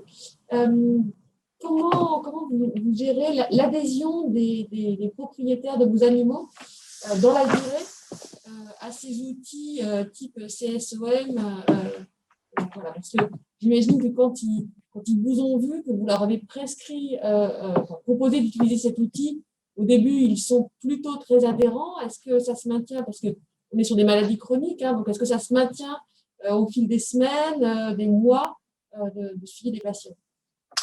Alors, il n'y a pas une réponse. Je pense qu'il faut d'abord parler peut-être avec un langage nouveau sur la douleur. Et puis, valoriser ce propriétaire en lui donnant, j'en ai parlé tout à l'heure, un temps d'écoute. Donc, on s'est inspiré de ce que vous faites. Hein. Donc, moi, je crois beaucoup aux vertus de cette médecine narrative. Donc, commence toujours par donner un temps de parole au propriétaire, ce qui n'est pas si fréquent que ça. Et dans un deuxième temps, on reformule. Donc, voilà, si j'ai bien compris ce que vous m'avez dit, voilà à la fois ce que vous caractérisez comme handicap fonctionnel et comme répercussion émotionnelle à l'origine de perturbations comportementales. Et on va ensemble essayer d'identifier les 3 items les plus emblématiques de la douleur de votre animal. Écoutez, pour utiliser cet outil CSOM depuis 2-3 ans, vous comprenez qu'on a d'abord voulu valider cette méthode avant d'aller faire des investissements au niveau d'application. Je n'ai jamais été confronté à un refus d'évaluation. Après, je pense qu'il faut avoir aussi un discours neuf sur les mécanismes de douleur. Les gens sont tout à fait prêts à l'entendre. Et puis, je pense aussi, voilà, associer le propriétaire à la décision avec des objectifs clairs. Donc, c'est tout un cheminement. Et il faut aussi, un peu comme en médecine humaine, qu'on arrive aussi à valoriser ce temps dédié. Donc, sortir des consultations classiques et dire, en douleur chronique, c'est minimum 30-45 minutes. Donc, il faut repenser aussi la valorisation de ce temps de consultation. Voilà, et donc ça me paraît quelque chose d'assez facile quand même à partager avec les propriétaires, parce que c'est un vrai sujet de préoccupation de la part de nos propriétaires. Et en cette période morose, Alain, tu as pu utiliser ces termes, pour les vétérinaires, c'est facile. Les gens, ils ne veulent surtout pas qu'ils arrivent en plus quelque chose à leurs animaux de compagnie. Voilà. Et dans la durée, il reste utilisateur au fil des jours qui s'écoulent, des semaines qui s'écoulent? Oui, on arrive à avoir cette observance. Alors, plus facilement chez le chien que chez le chat, tout simplement parce que le chat, ce n'est pas un petit chien qu'on promène. Donc, il y a encore des progrès à faire sur ces méthodes d'évaluation. Il y a beaucoup de gens qui confondent le sommeil, l'excès de sommeil ou le repli du chat sur lui dans des endroits un peu inhabituels. Et le chien, il est beaucoup plus interactif avec le propriétaire. Le chat, c'est plus subtil. Et en tout cas, oui, ces visites de suivi sont assez faciles quand même à mettre en place. On arrive à proposer des visites de suivi, je vous dis, entre 5 et 10 fois par an. Et les gens ont compris la pertinence.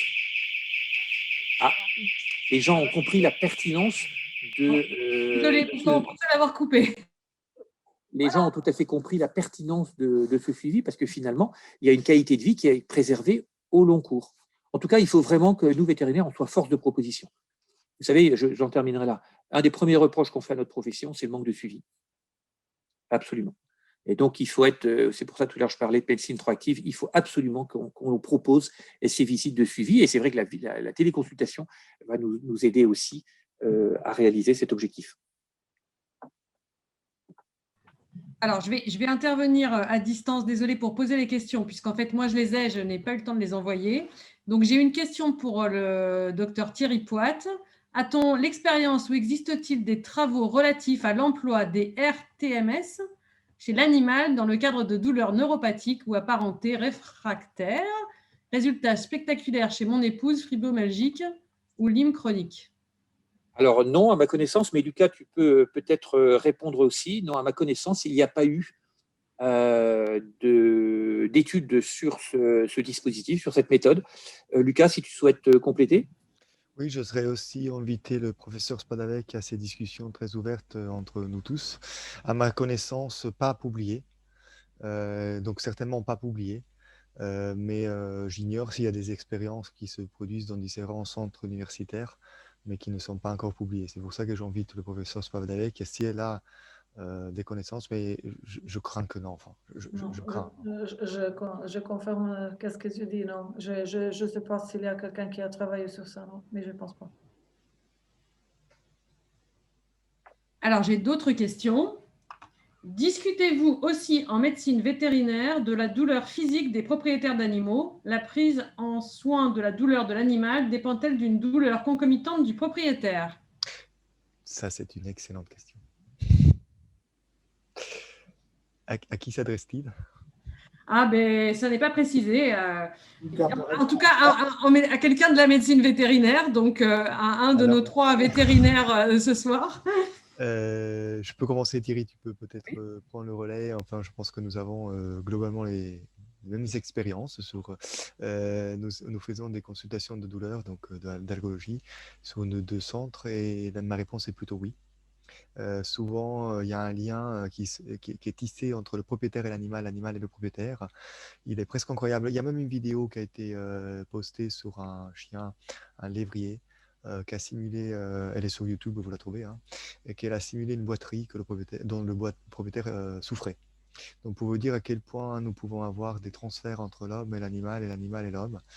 Et il est indéniable qu'il y a des propriétaires qui sont tellement fusionnels que nous avons ces liens très, très parlants entre animal et homme. Donc, ma réponse est oui.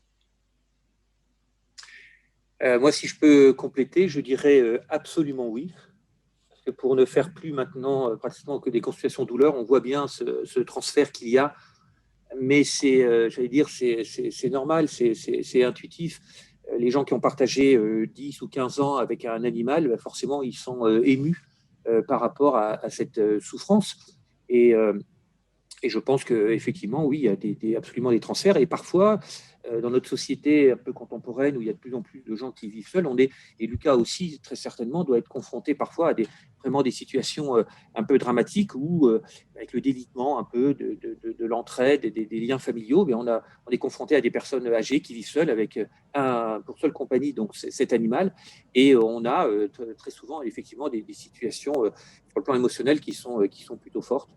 Et nous, vétérinaires, on doit effectivement aussi se préoccuper de cet accompagnement. Oui. Je serais curieux, je voudrais poser une question à Claudia Spadavecchia, professeur Spadavecchia. Voilà. Est-ce que vous trouvez que ce lien, on le retrouve aussi chez le propriétaire de chevaux, parce que nous parlons toujours de petits animaux, chiens et chats, mais j'imagine que chez le cheval, ça doit être quelque chose de pareil, enfin similaire.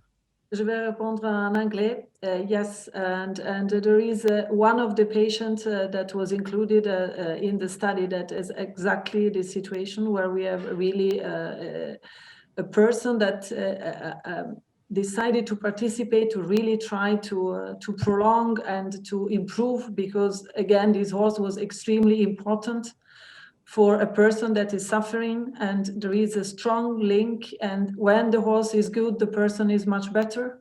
So it's absolutely possible, and horses are extremely sensitive also to us and to our way of, and to our conditions. So this is absolutely something that, of course, is not seen in the classical sport relationship. So if you see the horse simply as an athlete, this is almost never the case. But fortunately, we have very different situation. And what I have to say is that it's also very interesting for us to see that these horses that we could recruit for the study, as you see, because of the pilot nature, we wanted really to target severe osteoarthritis cases.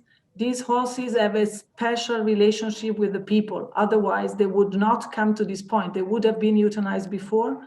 So there is a very strong relationship. And also in this case, the people are really keen on treating, and they suffer with the horse, and they understand the suffering. And if themselves, they have a suffering, they understand even better. So this is absolutely true, but only for a selected population, I would say. Of course, it's not a classical situation in every equestrian, sport activity where you see horses that are, unfortunately, in many cases, just machines. I mean, that is also a reality.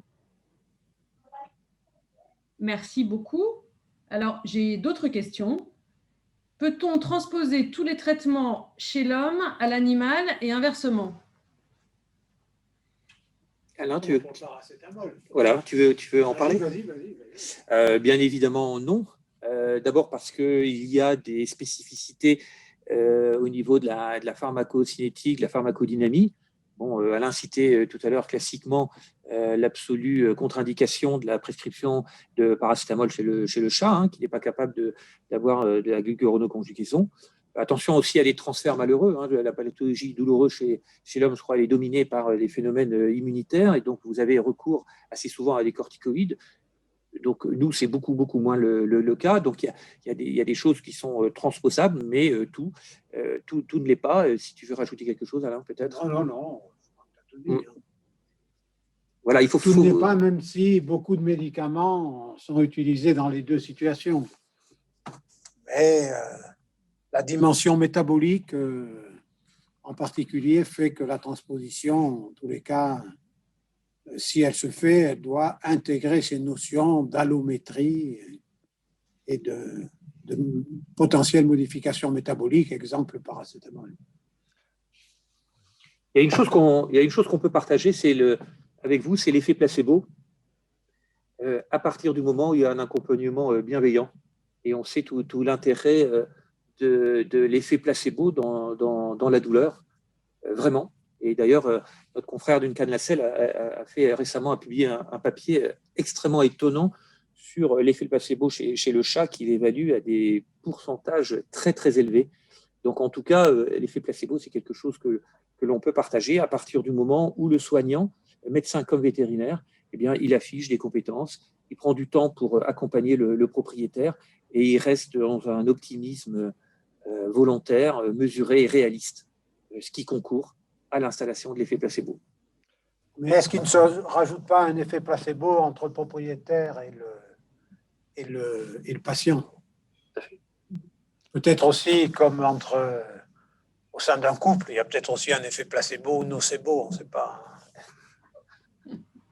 Cela se rajoute à l'interprétation de certaines études qui peuvent être lues dans le milieu scientifique vétérinaire, où nous avons sous-estimé l'effet placebo qu'il pouvait y avoir parce que, avec une analyse cartésienne, nous avons exclu l'effet placebo. L'effet placebo existe et en portant chez l'animal, nous avons vu que la relation homme-animal est quelque chose, et animal-homme est très important parce qu'il y a un transfert d'émotions. Il y a un sixième sens que nous ne sommes pas encore capables de définir scientifiquement, mais il y a un transfert. Alors ce sens, nous le traduisons vulgairement avec de l'odorat ou des comportements qu'un animal est capable d'interpréter ou autre chose que nous ne sommes pas encore capables d'interpréter. Il suffit d'étudier les dauphins pour comprendre qu'il y a autre chose que l'odorat et la vie, l'audition ou autre chose que nous ne sommes pas capables aujourd'hui de comprendre. Et donc tout cela pour dire que l'effet placebo existe. Et ce n'est pas vulgaire de parler d'effet placebo. Donc il y a une relation homme-animal et animal-homme qui est unique et bien différent de la médecine humaine. C'est différent de mère-enfant, c'est quelque chose de plus spécifique. Et donc, c'est pour ça qu'à mon dire, c'est purement personnel cette réflexion, il y a certaines études scientifiques que peut-être pourraient être biaisées par un effet placebo que nous avons sous-estimé dans certains protocoles et qui pourrait avoir créé un confounding factor sur certains traitements parce qu'il y a une implication placebo. Et quand vous changez le comportement du propriétaire, mais vous ne changez pas le comportement, je veux dire qu'on va structurer scientifiquement, vous changez l'esprit du propriétaire envers le chien, envers l'animal. L'animal est capable de le ressentir. Qui a travaillé avec les animaux est parfaitement capable de vous dire que les animaux, ils ressentent l'émotion de la personne, même si le côté externe de la personne reste à notre visuel invarié. Donc c'était juste quelque chose en plus de l'effet placebo que, à mon avis, il existe et il pourrait même être exploité du point de vue thérapeutique. Alors, j'ai d'autres questions et puisque le docteur Silberstein est là, j'en ai une pour lui. Est-ce qu'il y a une différence dans l'expression de la douleur, tableau clinique, chez le jeune versus le chien senior? Certes. Mais c'est extrêmement compliqué d'analyser, c'est-à-dire nous avons tous fait des erreurs en médecine vétérinaire parce que nous sommes partis de la comparaison d'une douleur non verbale, enfin non communicative, avec celle de l'enfant. Et nous avons commencé par copier la méthodologie d'évaluation de la douleur humaine envers l'enfant et la transposer en vétérinaire. Parce que nous avons dit l'enfant n'est pas capable de s'exprimer avec des mots clairs, donc l'animal n'est pas capable de s'exprimer avec des mots clairs. Ces deux douleurs peuvent inspirer l'une l'autre et trouver des terrains d'entente sur l'évaluation. Et nous avons confondu ce qu'est une douleur pédiatrique avec la douleur d'un adulte, c'est-à-dire nous avons copié une douleur pédiatrique humaine à une douleur d'adulte. Ce qui change, c'est l'expérience de l'animal. Et la douleur étant une interprétation, donc un état de conscience, donc un état d'émotion, elle change. Et donc, nous voyons très bien qu'un chiot, par exemple, il souffre ou il manifeste une souffrance qui est peut-être pas tellement nociceptive par rapport à un adulte, mais qui la manifeste d'une façon très violente. C'est-à-dire que même une piqûre manifeste en lui une souffrance qui est aberrante par rapport à ce qui pourrait être la piqûre d'un vaccin chez un adulte, car maintenant il est apprivoisé à ressentir la douleur. Il suffit d'imaginer aussi l'apprentissage qu'il a. Il y a des animaux qui ne veulent plus rentrer dans les cabinets vétérinaires avec l'expérience quand ils deviennent adultes, et quand ils sont chiots ou jeunes, ils y rentrent tranquillement. Donc, effectivement, il y a une vraie différence entre l'expression de la douleur chez le jeune et chez l'animal senior. Et c'est très compliqué. Donc, aujourd'hui, nous sommes vraiment dans cette phase. Et c'est pour ça que les CSOM, à mon avis, c'est la porte de sortie de toute biais de confusion. Parce que ça permet de ne plus tomber dans le biais de confusion, de vouloir imposer des paramètres qui sont bons pour tout le monde. Et en fait, ils ne sont pas bons pour tout le monde. Mais nous laissons choisir au propriétaire, avec l'animal qu'il a en face de lui, quels sont les paramètres. On va l'aider à choisir. Mais c'est le propriétaire qui va choisir quels sont les paramètres qui sont pertinents pour l'animal. Et ainsi, on pourra s'affranchir du biais de confusion statistique, de vouloir imposer des paramètres qui pourraient être intéressants pour un jeune et totalement inutiles pour un adulte, vieux, senior. Donc ma réponse est oui, il y a une différence. Merci beaucoup. Il me reste 2 questions. J'en ai une pour le docteur Poit et après une question, alors je ne sais pas qui pourra y répondre. Alors, je vais donner les 2 questions tout de suite. Donc, il y en a une, c'est avez-vous une idée du positionnement prix pour le propriétaire des anticorps monoclonaux? Et l'autre question plus spécifique au docteur Poit, on parle de nouvelles approches, de nouvelles méthodes. Est-ce que ces données commencent à être enseignées dans les écoles vétérinaires?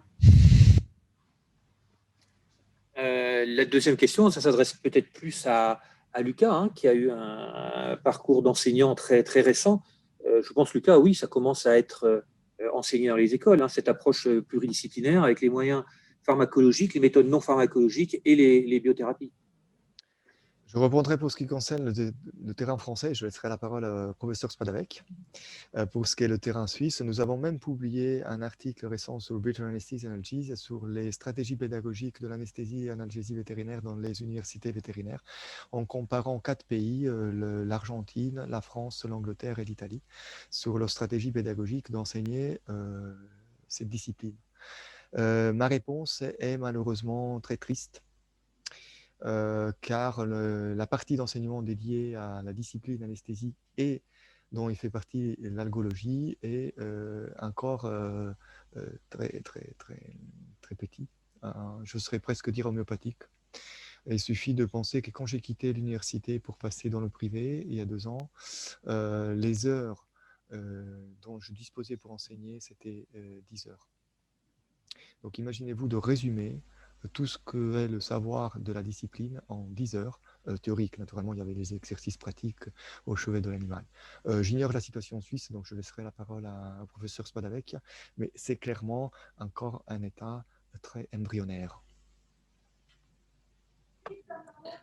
In Switzerland, we have a bit more hours for anesthesia and analgesia. We have a basic course, it's around 24 hours, of which we dedicate 2 to 4 hours to pain and pain evaluation. But of course, this is insufficient, as you say, and we are going to develop a new course that we offer about pain and pain evaluation and treatment.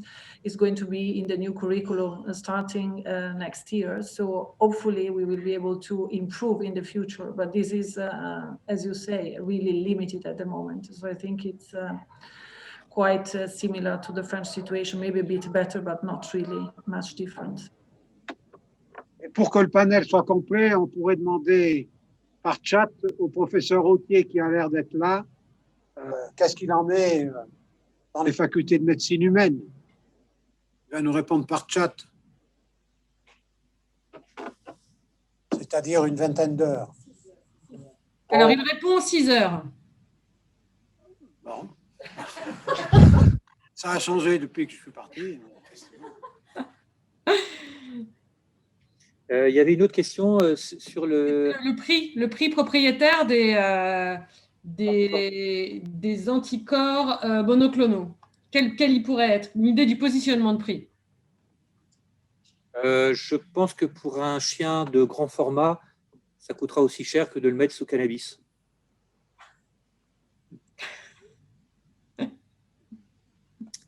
C'est pas une pirouette. C'est pas une pirouette, c'est-à-dire que bon, c'est pas encore complètement sorti. Je pense que, en l'occurrence, ces laboratoires Zoetis feront des efforts pour que ça soit accessible au plus grand nombre. Vraiment, ça restera abordable. C'est pas une pirouette du tout, parce qu'on sait que le cannabidiol, ça revient quand même assez cher pour des chiens d'un certain format, avec des preuves d'efficacité qui restent encore complètement à démontrer. Donc, on est vraiment dans deux échelles différentes. Voilà, donc c'est vrai que le coût de la prise en charge de la douleur, ça peut être un frein pour certains. Je voudrais quand même insister aussi sur toutes ces méthodes non pharmacologiques, des méthodes simples de modification de l'environnement, d'attention, de massage. Il y a aussi la physiothérapie simple qui peuvent être effectuées. Et puis, toutes ces révolutions, elle avait utilisé le terme de révolution de velours, hein, c'est-à-dire qu'il n'est pas question de couper la tête d'un certain nombre de produits qui ont fait leurs preuves. Je pense aux AINS, etc. Voilà, donc c'est vrai qu'il restera toujours ce problème de cette médecine vétérinaire qui, pour l'instant, n'est pas assez supportée par des systèmes d'assurance. Alors, c'est encore un sujet d'actualité. Vous savez qu'il y a des réflexions autour de lois là, sur la préservation du bien-être animal. Peut-être que demain, on arrivera enfin à généraliser l'assurance et des mutuelles pour permettre au plus grand nombre de pouvoir bénéficier des progrès de la science. Voilà. Merci beaucoup. Il y a une autre question, peut-être une dernière question qui est posée au docteur Zilberstein au sujet de l'influence du comportement du propriétaire et de l'effet placebo. Donc, la question est en rapport avec l'effet de l'humeur, enfin, quel est le rapport peut-être avec l'effet de l'humeur du chien sur son seuil de perception douloureuse? C'est une question extrêmement pertinente et c'est une question très profonde. Je ne pourrais pas la résumer, je vais tenter de la résumer parce que nous devrons déjà commencer par la définition d'humeur chez les chiens. Qui a travaillé avec les chiens? J'ai travaillé 12 ans en dressage avec les chiens. Il peut parfaitement vous décrire que les chiens ont des humeurs. Mais il n'y a rien de scientifiquement prouvé sur cette caractérisation des humeurs, donc je parlerai plutôt de caractère. Il y a des races plus stoïques, des races moins stoïques, et des races qui manifestent ou qui tolèrent différemment des autres. Si on se concentre sur le facteur humeur, donc sur le même chien qui peut changer d'humeur d'un moment à l'autre, cela est très très sensible par rapport à l'humeur du propriétaire aussi. C'est-à-dire on peut dire que l'animal est plus stable par rapport à nous au niveau d'humeur, il est plus constant, mais il peut changer fortement d'humeur en fonction de l'humeur du propriétaire et donc son comportement. Et clairement, avec ce changement de comportement, il va changer aussi pas tellement sa perception de la douleur, parce que j'imagine pas, il n'y a rien de scientifiquement prouvé naturellement, mais j'imagine pas un chien être plus stoïque face à la douleur parce qu'il est de bonne humeur ou de mauvaise humeur, mais il va changer certainement la capacité ou la façon de manifester sa douleur parce qu'il est terrorisé. Nous devons imaginer aussi la stratification sociale de l'animal. Les chiens, si je parle de chiens, mais après le cheval est différent parce que c'est une proie et le chat c'est un prédateur, mais ils travaillent par groupe, ils fonctionnent par groupe, donc il y a un chef de meute et il y a tous les autres participants, donc le chef de meute normalement c'est le propriétaire. Et après, c'est le chien, donc l'alpha, le bêta. Et comme ça, leur comportement peut changer aussi, et leur caractère, leur humeur, ils changent. Ce que nous ne retrouvons pas chez l'humain, ou le trouvons partiellement. Donc, c'est une question très complexe à laquelle je peux difficilement répondre en 2 minutes. Mais est-ce qu'il y a une influence? Oui. Pour moi, certainement oui. Est-ce que nous sommes capables de la mesurer, de la quantifier, de l'évaluer et donc de la filtrer? Très difficilement. Je dirais presque non. Merci beaucoup. Je n'ai pas d'autres questions sur le chat. Alors, on arrive aussi à la fin du temps qu'on s'était donné. Je ne sais pas si Anne va clore l'événement. Oui, merci beaucoup. Nous allons du coup clore sur cette dernière réponse du Dr Zilberstein. Merci beaucoup. Merci à tous pour votre présence ce soir. Ici, nos quelques présents dans l'amphithéâtre de TVM et j'espère vraiment que nous aurons l'occasion l'année prochaine. Je vous donne du coup rendez-vous pour la 3e édition de notre prix Santé animale et douleur. Et donc rendez-vous l'année prochaine et un grand merci à tous. Bonsoir.